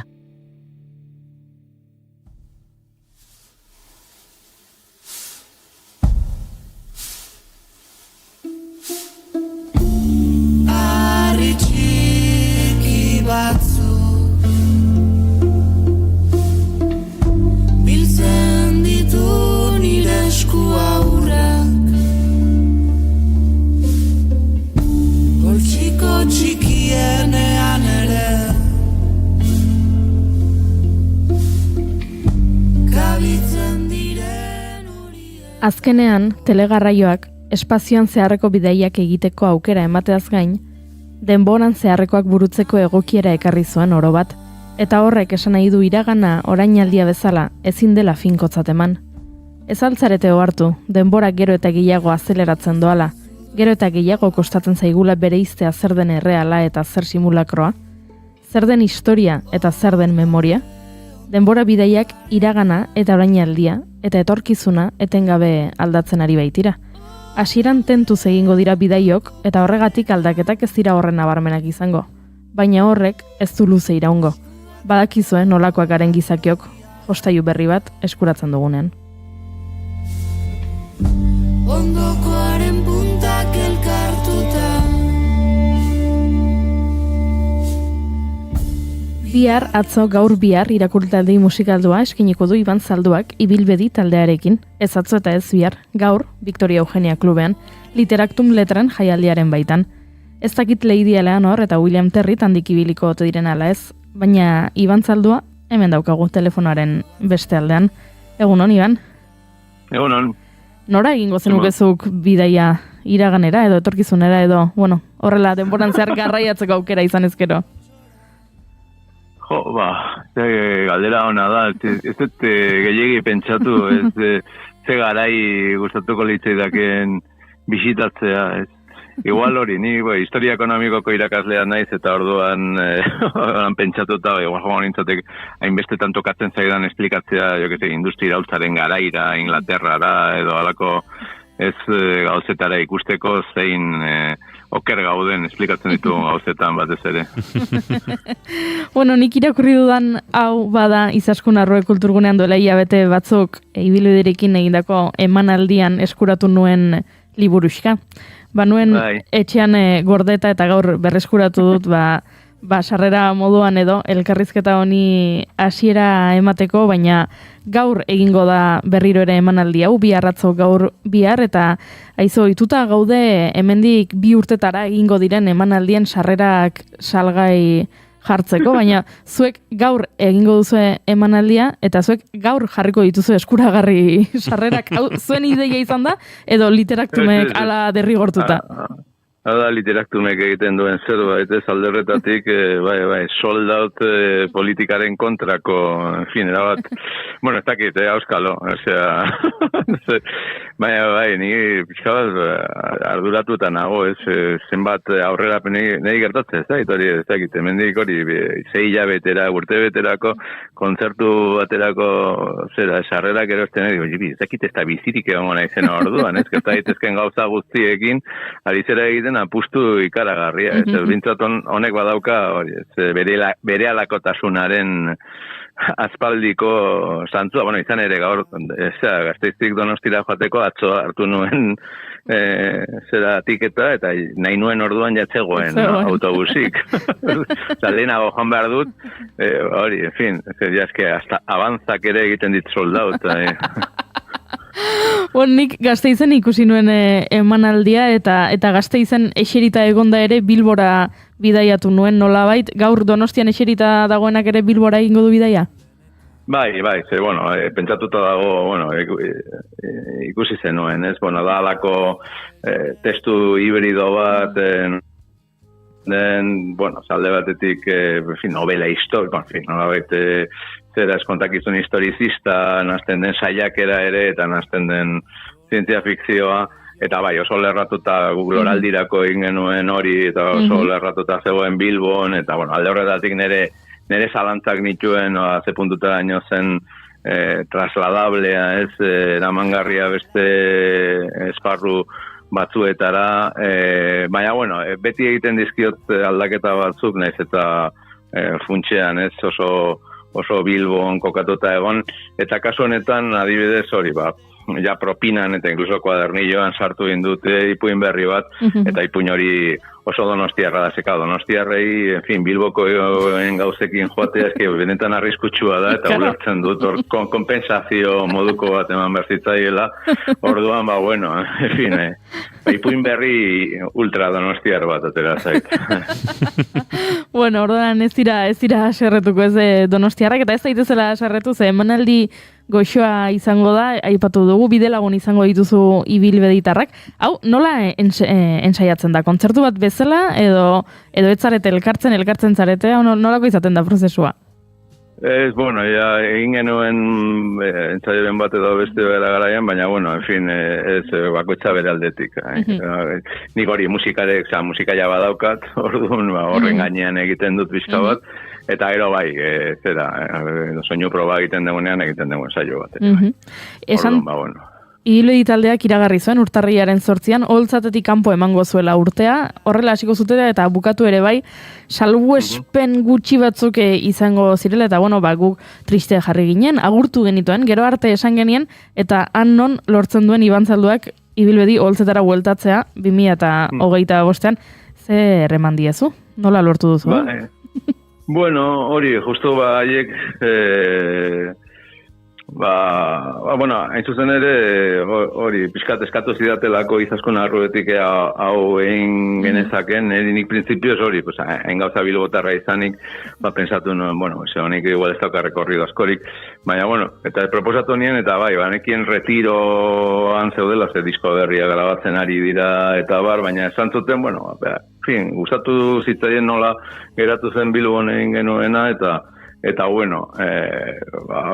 pensatu zen, salbuespen bezala, eta ez denez nolabait bira bat, edo, ez kontzertu oso bat, eta posible zutela, eta gustatuko litzaiekela hori egitean, asko postu nintzen, talde ikaragarria iruditzen zait, eta gainean eretzat ez irakurle bezala, banda oso baten ondoan jotzeak, iruditzen zait alako lujo estratosferiko bat, orduan asko postu nintzen, konexio minimo bat lortu dugu bion artean, eta hori da, pixka bat. Haian, etorkizun batean nik badakit ibilbideiren azkeneko diskoan izen guztiek bukatzen zutela zitekenarena, erremintarena, eta zuk baduzu, ispiluarena liburu, edo, ipuintxoa, agian hortik abesti bat jaio daiteke. Auskalo, daukat hori, eta gehiago, zeren hori, nire aurreko liburuetan, ia beti sartzen nuen enan bukatutako ipuinen bat, badago tradizio bat, euskal ipuin gintzan batez ere horren ingurukoa, eta ikusi nuenean, izan nuen, diskoa ez ibilbideirena, izan nuen, hauek ere tradizio horri jarraitu diote, eta ondo dago, lan jarraipen batzuk aurkitzea, ez halako mugarri batzuk aurkitzea euskal kulturan gogorarazten dizutenak antzinakoa, baina, niri hori oso ibilbeditarra iruditzen zait, zeren da talde bat, daukana, jasotzen duena, ez gure ondaretik, folketik, eta baina beste nola baitera eramaten du, ez du imitazio huts bat egiten, ez dauka alako ez jite pop bat, eta oso garaike da iruditzen zaidana, eta, iruditzen zaid nahiko, koherentea dela, ez nola bait. Ikusten ari naiz hemen webgunean, badazpada sartu naiz, uste dut 11:30 jartzen zirela gonbidapenak eskuragarri, eta ikusten dut baietz badaudela, beraz gure entzulei esan behar diegu, Donostia Kulturako webgunean sartu ezkero, hor hartu ditzakezuela gonbidapenak, 2 gehienez, pertsona bakoitzeko, beraz, sartu gaur arratsaldean 7:00 Victoria Eugenia klubean egingo den emanaldi hau ikusteko. Iban, badakit gaur honetaz hitz egiten ari garela, baina galdetu behar dizut, ze azaroak 18 da, eta abendua hementxe bueltan dugu. Durangoko azokan elkar ikusteko aukera izango dugu?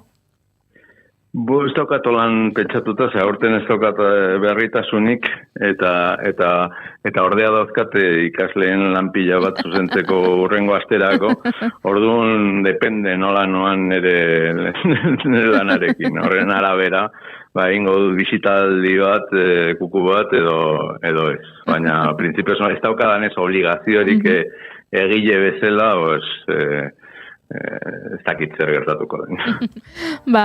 Oso ondo Iban Zaldu, eskerrik asko minututxo hauek hartzagatik gurekin hitz egiteko, beste batean bigarren kafea virtualki izan beharrean aurrez aurre hartzen dugun, eta kakapila gaur arratsaldeko emanaldirako. Oso ondo, eskerrik asko. Agur. Behatzakoz lehioa bero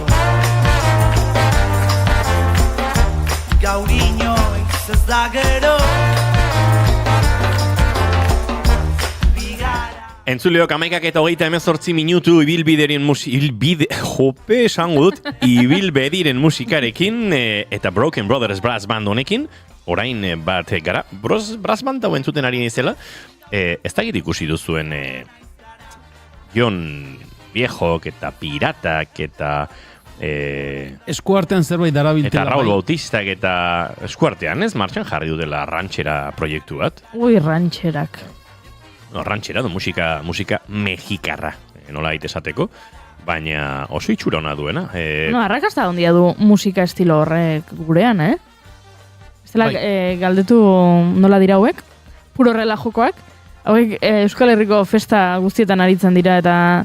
Eta Euskal Herritik kanpo ere bai. Baita ere, noski, baina gero kursalen jota sarrak agortu egiten dituzte eta... Dobleteak egiten. Oño, bentxe, rantxerak eta. Me vale madre izena du proiektuak, seikotea da, eta, bueno, hortxe diote, José Alfredo Jiménez, Chabela Vargas, Antonio Aguilar, Rocío Durcal, Paquita la del Barrio, Vicente Fernández eta beste batzuk, baiz eta lizentziare eukiko duten, olako pop rock taldeak estilo mexikarrera eramateko. Hemen juntatu dira, Leire Moreno ahotsean Pirata bera, basuan eta ahotsean, Iñaki Dieguez akordoian, Mikel Sukuntza gitarra eta ahotsean, eta Jon Bijo eta Raul Bautista trompetetan, eta, bueno, hemen aipatzen ari garela, idilo gitarren baimenarekin, venga, salto egingo dugu, eta entzungo dugu. Me vale madre. Borrachita de tequila llevo siempre el alma mía. Para ver si se mejora de esta cruel melancolía.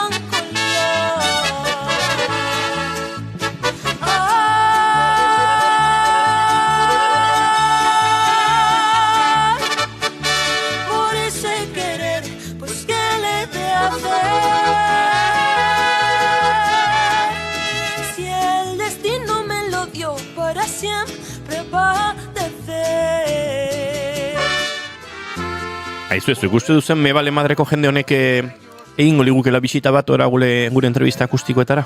Agian bai. Gainera, ukelele bajo bat badaukagu hemen, piratak eluke karri beharko ere? Hemen dago?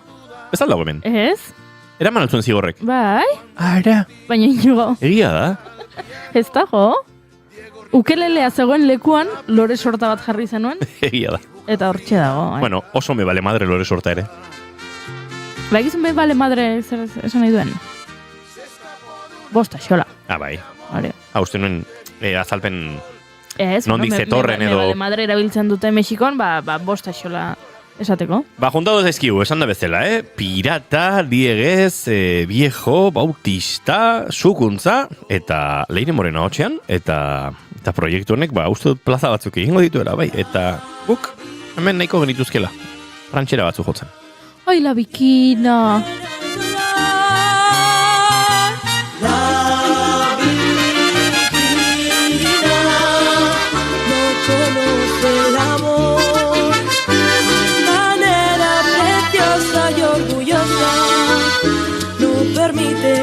Quieran consolar. Ikusiko du zer dioten, baina momentuz, proiektu mexikar berri bat badaukagu gurean, eta musikari ondik ostatutakoa. Ikusi dugu Instagramen Ainara Ortegak esan dira biolin bat behar badute bera animatuko dela. Eritzateke, zazpigarren kide txarra, biolin eta hotxean, ekarpen ondien goluke, Ortegak. Bueno, ikusiko du zertan geratzen den hau, ze, uste ondo pasatzeko asmoa behintzat izango dutela. Entzuleo, 11:42 minutu eta guk oraindik gauzak dauzkagu zuekin elkarbanatzeko eta zuei kontatzeko pixkan mexikano ari zitzeiten ateratzen ja. Ui. Bai. Dauzkagu. Ui. Ez dugu Mexikora bidaiatuko, Ez dugu Mexikora bidaiatuko. Baina mundutik huelta batzuk egingo ditugu entzule. Boi, noski.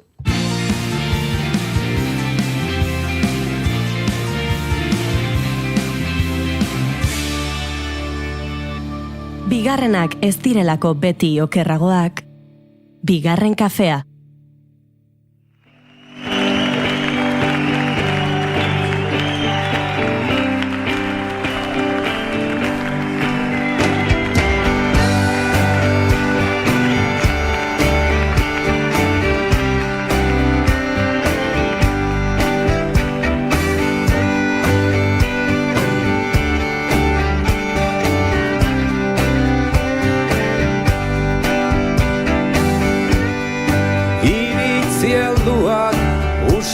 handikuak gure herriaz. Oiz eta arratz berriketan gure herriaz. nituzke alako segurtasunak eduki. Baina gauzak zer diren kontuak ez zaizkit ateratzen ongi.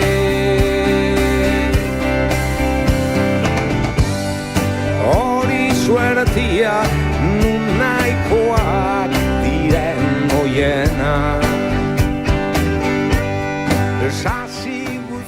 Goiuri, Zer? bezeroak beti arrazoi du. Bai, saldi hori behin baino gehiagotan entzungo zuten gure entzulek. Horrela funtzionatzen du zerbitzuen sektoreak orokorrean. Pozik dagoen bezeroak ematen digun poza, egiten dugun lana positiboki baloratzen duenak, eskertuta joaten denak zerbitzua jaso ostean. Horretarako bezeroa zaintzea garrantzitsua da. Ze esan nahi du bezeroa zaintzeak? Kalitatezko zerbitzu eskaintzeak, goxo tratatzeak, dituen zalantzak arreta zentzun eta argitzeak. Niretzako behintzat hori da bezeroa zaintzea. Baina egia da, esaten den bezala, bakoitzari berea jainkoaren legea.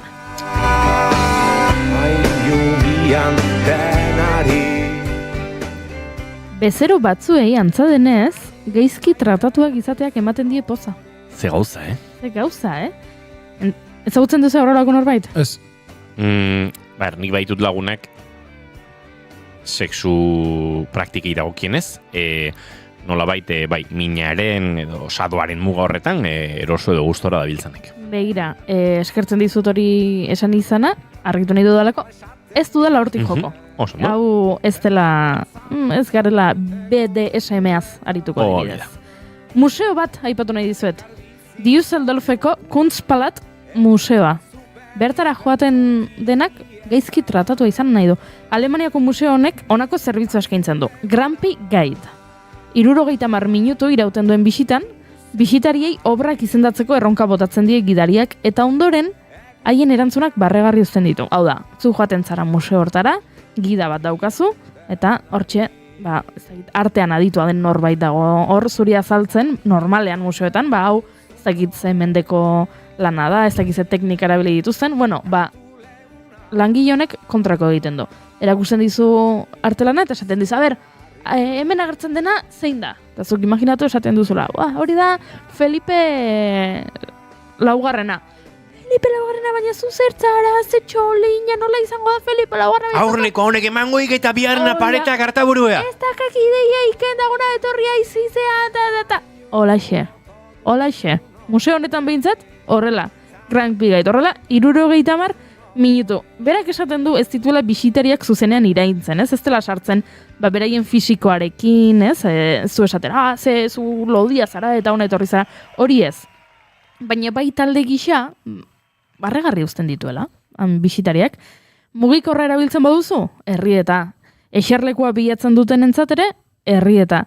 Museoak bere webgunean dio, eta itzuli egin behar izan dutze, Alemaniera zegoen, esperientzia oso desatsegina dela. Horrela saltzen dute. Eta badakizu zer gertatzen den? Itxaron zerrenda dagoela. Nik gero galdera bat egingo dizut, bukaera aldera. Ea bitartean hori argitzen didazun. Itxaron egingo dut. Ni nebilen barkaia zue, jakin nahian alemanez nola zen oso desatsegina. Txiste egin nahi, baina ez dut topatu. Alemaniar batzuk hitz egiten entzuta nahiko desatsegina bada, Oro. Esan du, hemen Jule Orbegozo. Jule Moikoetxe Orbegozo. Hizkuntzaren ezaugarria. Bai, hori eiga. Baizu, zakarkeria gora bera edo agian horregatik, 2 hilabetean behin egiten den Grumpy Guide honek, esan bezala itxaron zerrenda dauka, datorren urtera arte. Aurten ja, ezin dugu hau lortu. Geratzen da urtean maitzeko, baina, agortu egiten dira. Eta orduan, albiste birakurri danean pentsatu dut, Düsseldorfeko biztanleen berezitasunen bat izango da, hau? Agian, beraien nortasunarekin zer ikusia du. Hoixe pentsatu dut hasiera, baina gero konturatu naiz, ez? 1.430 kilometro inguru daude Düsseldorfetik Erromara. Kentio la parolatxea, hitz madarikatua, Erromako Trastevere auzoko jatetxe bada. Bere zerbitzarien portaeragatik da famatua. Jatera doazenei, turistei barne, birao egiten dietelako edo beste era batera ireintzen dituztelako ezaguna. Jatetxe hasiera batean osteria de Zentzio izenekoa, Zentzio's Eatery, ingelesez 1940ean iriki zuen Vincenzo Zentzio eta Renata de Santis senarremaztek. Eta Massimo Serrato aktoreak proposatuta entretenimendu hau eskaintzea erabaki zuten. Orduan, 10 urte beranduago, 1951an, La Parolatxe izena hartu zuen ofizialki, eta bihurtu zen aktorentzako eta ikuskizun negozioetako jendearentzako afari berezien egoitza. Zer iruditzen zaizu hau? Bat da museoan gaizki tratatzen zaituzte. Bigarren adibidea da jatetxe batean gaizki tratatzen zaituzte. Zu joan zara jatera, ordaindu behar duzu. Janaria eta antxe zerbitzarik gaizki tratatzen zaituzte. Zer iruditzen zaizu? Ez dakit, nik ez dut probatu eta ez dakit, baina ez diotorrela erakargarritasun gehiagirik ikusten hola bote prontoan, Nik ere ez, baina ulertu nahi dut jendeak zer rollo. Bueno, erakutsi dizuet, Düsseldorfeko adibide bat. Gaina, hasiera batean Düsseldorfekoa, barre egiteko edo balin bada, ulertu nezaken 7 euro. 7 euroren truko dira bisita gidatu hauek, grampi gai dauek, baina, pentsatzen dut trastebereko jatetxe honetan, 7 euro baino gehiago gastatu beharko dituzula bazkaltzeko, eta orduan, diru gehiago joan zaizula, gainera, jatetxetik atera eta etxera joateko moduan ez, esan ez, ze gaizki hartatu nauten leku honetan. Ez da Europako berezitasun bat, Alemania eta Italia ipatu ditut, baina urrutik joan da ere, gauza harrigarriagoak topatu ditut. Zerbitzari batek zaplasteko bat joko balizu, ze pentsatuko zenuke? Eman didala galanta. Azken hori da duela gutxi arte Japoniako taberna tradizionaleko kate batek eskaintzen zuena. Taberna horietan, 3 euro eskaixeko prezio merke baten truke, bezeroak zerbait berezia eska ziezaioken zerbitzariari, zaplasteko bat. Baina badakizu zergatik? Edandako sake guztiaren efektuari aurre egiteko. Horixe saltzen zuen Joteba enpresak, batez ere gardagardo eta egaltxoengatik ezaguna zenak, eskaintzen zuen zerbitzu honetan. Hau da, beraiek eskaintzen dizute gure zerbitzariak prest daude 3 euroren truke, zuri aurpegia gurutzatzeko. Aurpegia muturra berotzeko. Ulertu danaren arabera, lehen da bizi, majo eman, mozkortu, eta gero mozkor atletik espabilatzeko, majo jaso. Majo eman da majo jaso. Oso Japoniarra dago, Ona joaten ziren bezeroek esaten zuten, ez dugu egiten, nik ordaindu dut zaplastekoaren gatik, baina ez da mina gustatzen zaidalako, ez da plazera sentitzen dudalako minaren gatik. Eta gero txalo egiten dizubia bideo ikusten ari nahi hemen. Ez da humilazioaren gatik, benetan da, etxera joan aurretik, suspertu egin nahi dudala, ze gehiegi edan dut, eta zaplastekoarekin esnatu egiten naiz, eta etxera iristen naizenean, ez da egit ama, ez da ohartuko hain mozkorra nagoela. Ama esan dut adibidez, baina izan daiteke senarra, lagun bat, edo txakurra bera. Hau da, kontua da, gehiegi edan duzula, eta zaplasteko batek suspertu egiten zaituela. Hanik urrengo gunean beste bat emango nioke hori egiten duenari. Behin ja pasatzen honetan buru. Baina horregatik horri emango nioke. Nik uste dut hemen badagoela zerbait sexuala eta raro, Bideo ikusten ari bazara, zaplastekoa jotzen dituzten gehienak emakumezkoak dira. Hori aipatu nahi nuen negoziak bere tarifa propioak ditu. Zerbitzari batek muturra berotzea nahi bazenoen 500 yen ordaindu behartzen dituen. Langile aukeratzeko aukera ere ematen zizuten, baina horrek 100 yeneko plus bat zuen, hau da 60 sentimo. 4 euro baino zertxobait gutxiago batik, irten zitenzken saltokitik zure zerbitzari gogokenaren esku aurra masaian ondo markatuta. San bezala zergatik, bezeroaren hobe beharrez. Zaplasteko zerbitzua kopekin pasatutako bezeroentzako aukera gisa planteatzen zen. Etxera itzuli aurretik esnatu nahi zutelako. Entzun dezakegu inoa? Zaplastekoa? Noski. Bideoak badauka horrela. Baina menik jarri zute musika italiar bat traste bere giroan kokatzeko eta orain Japoniara joan nahi dut. Japoniara joan nahi duzu. Horrela entzun daiteke. Joteba jatetxe hauetan zer gertatzen zen.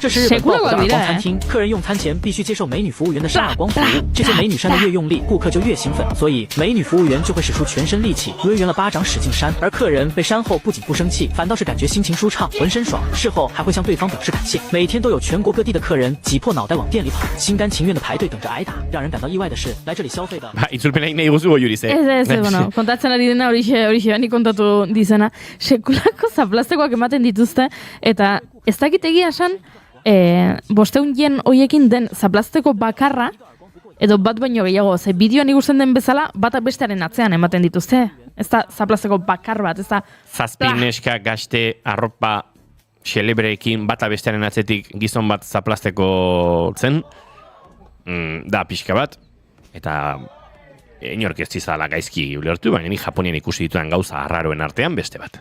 Bai, eta badakizue, zer gertatu den? Zer gertatu da? Jatetxe kate honek jada zerbitzu hau ez duela eskaintzen.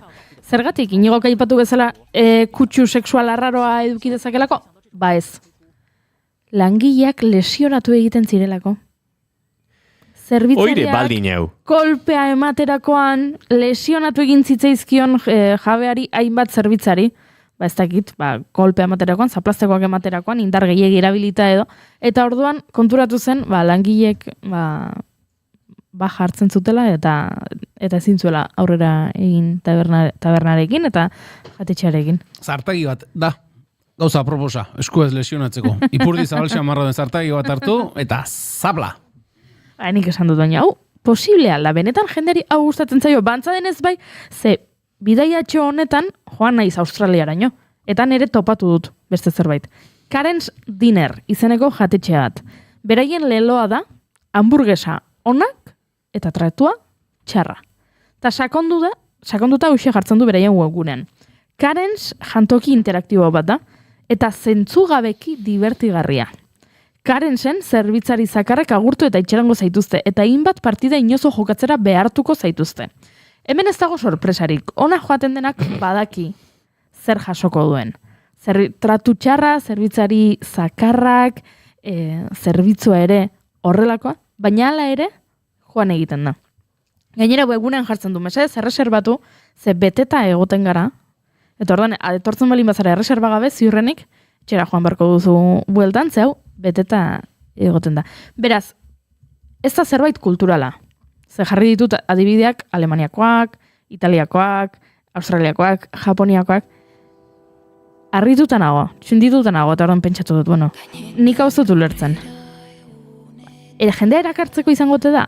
Hau da, marketinga, besterik gabe, bai ez, hori izan daiteke arrazoietako bat, eta pixka bat gehiago ikertzen ikusi dut, adibidez, Düsseldorfeko museoarena badagoela kokatuta proiektu baten baitan dela jende gaztea museotara erakartzeko.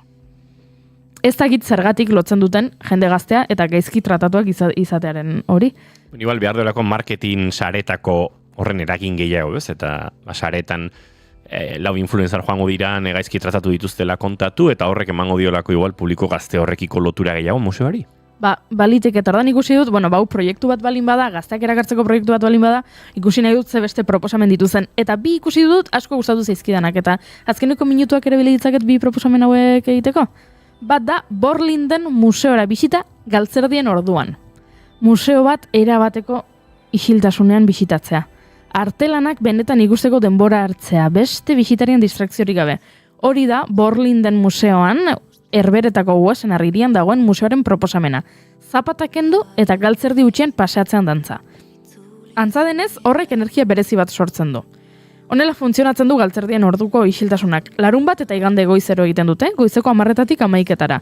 Museoa 11-etan irikitzen dute normalean, egun hauetan 10-etatik 11-etara, galtzerdietan joan behartzara, zapatak utzi behar dituzu leku batean sarreran, mugikorra itzali behar duzu, eta hankutxik, galtzerdiekin, museotik pasatu dezakezu. Sekulako arrakasta izan omen du honek, eta hau ulergarriagoa egiten zait. Eta hori beste mugaraino eraman da, Stuttgarten, galtzerdiak kendu nahi bai dituzu, biluzik sartu museora. Baden-Württembergeko historiaren etxeak sarrera guztiak agortu ditu bisita berezi batzuk antolatu dituztenean.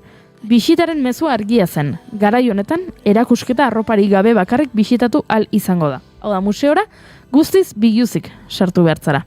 Proposamena Frei Schwimmen Gemeinsam, igerik eta librea elkarrekin, bainoaren historiari eta moral publikoaren eta zintzontasunaren nozio aldakorri buruzko erakusketari lotuta dago. Kontzeptuala da beraz, pixkat performatiboa edo. Pixkat performatiboa da. Erakusketa gainera pasarte historikoak errepasatzen ditu, biluztasuna ez dela beti onartua izan erakusten digutenak, ez? Eta baita, baino jantzien evoluzioaz ere hitz egiten dute erakusketan, kontua da, lehen bisita baino, bi astelenago sarrera guztiak agortu zirela, eta behin baino gehiagotan egin dutela, eta segulako arrakasta izan dela, museora biluzik jutearen kontu hau. Ez ezazula ikusi Leicester Zetaken kontzertu bat biluzik? Bai. Sarrerak agortu da dira? Bueno, baina hemen zer ikusia zeukan erakusketarekin, artelanarekin... Baina kontzeptu bat sortu, alegia ez mitoaro bat, beste bat. Ez peio reparazek kultura kristauarekin eta badaukaulako harreman kurioso bat, eta igual... Joango zeinake? Baldera ona. Kontzertu bat... Beratzen dizut, makora baldin bada ez, mikora baldin bada bai. Ega da kontzertutan mugiko askoak egoten dira, eta orduan grabatzen dela, jendeak grabatzen duela, eta niri horrek pixka bat... Baina horri ingo litzateke... Mugikorrak debekatu. Bai, nago nik usun badola zorrotxo batzuk asmatu dituzte, ikastetxeren batean erabiltzen dira, ez da gizerri aldetan zan, eta egiten dituzte erabat blokeatu, eta Bilbon bertan? Ni hemen zera pentsatzen... ez da egit zeleku sofistikatutan zala. Entzuleok eguerdik amabiak ditugu, guk ondo tratatu zaituztelakoan, agurtu egingo zaituztegu. Julen Goikoetxorbe oso datorren asteleen edarte. Hori da, ondo ibili. Goiure Zizarandia bihar arte. Eta zuek entzuleok plazar baduzu, gu bihar goizeko 10:00 hemen txizango gara, naiz irratian zuekin. Kafe hartzeko prest ondo izan, eta aste arte polite igaro, eguraldi ere gozo dagoelako, eta laister bihartik aurrera uste dut bestelako izango dugula. Zaindu, agur!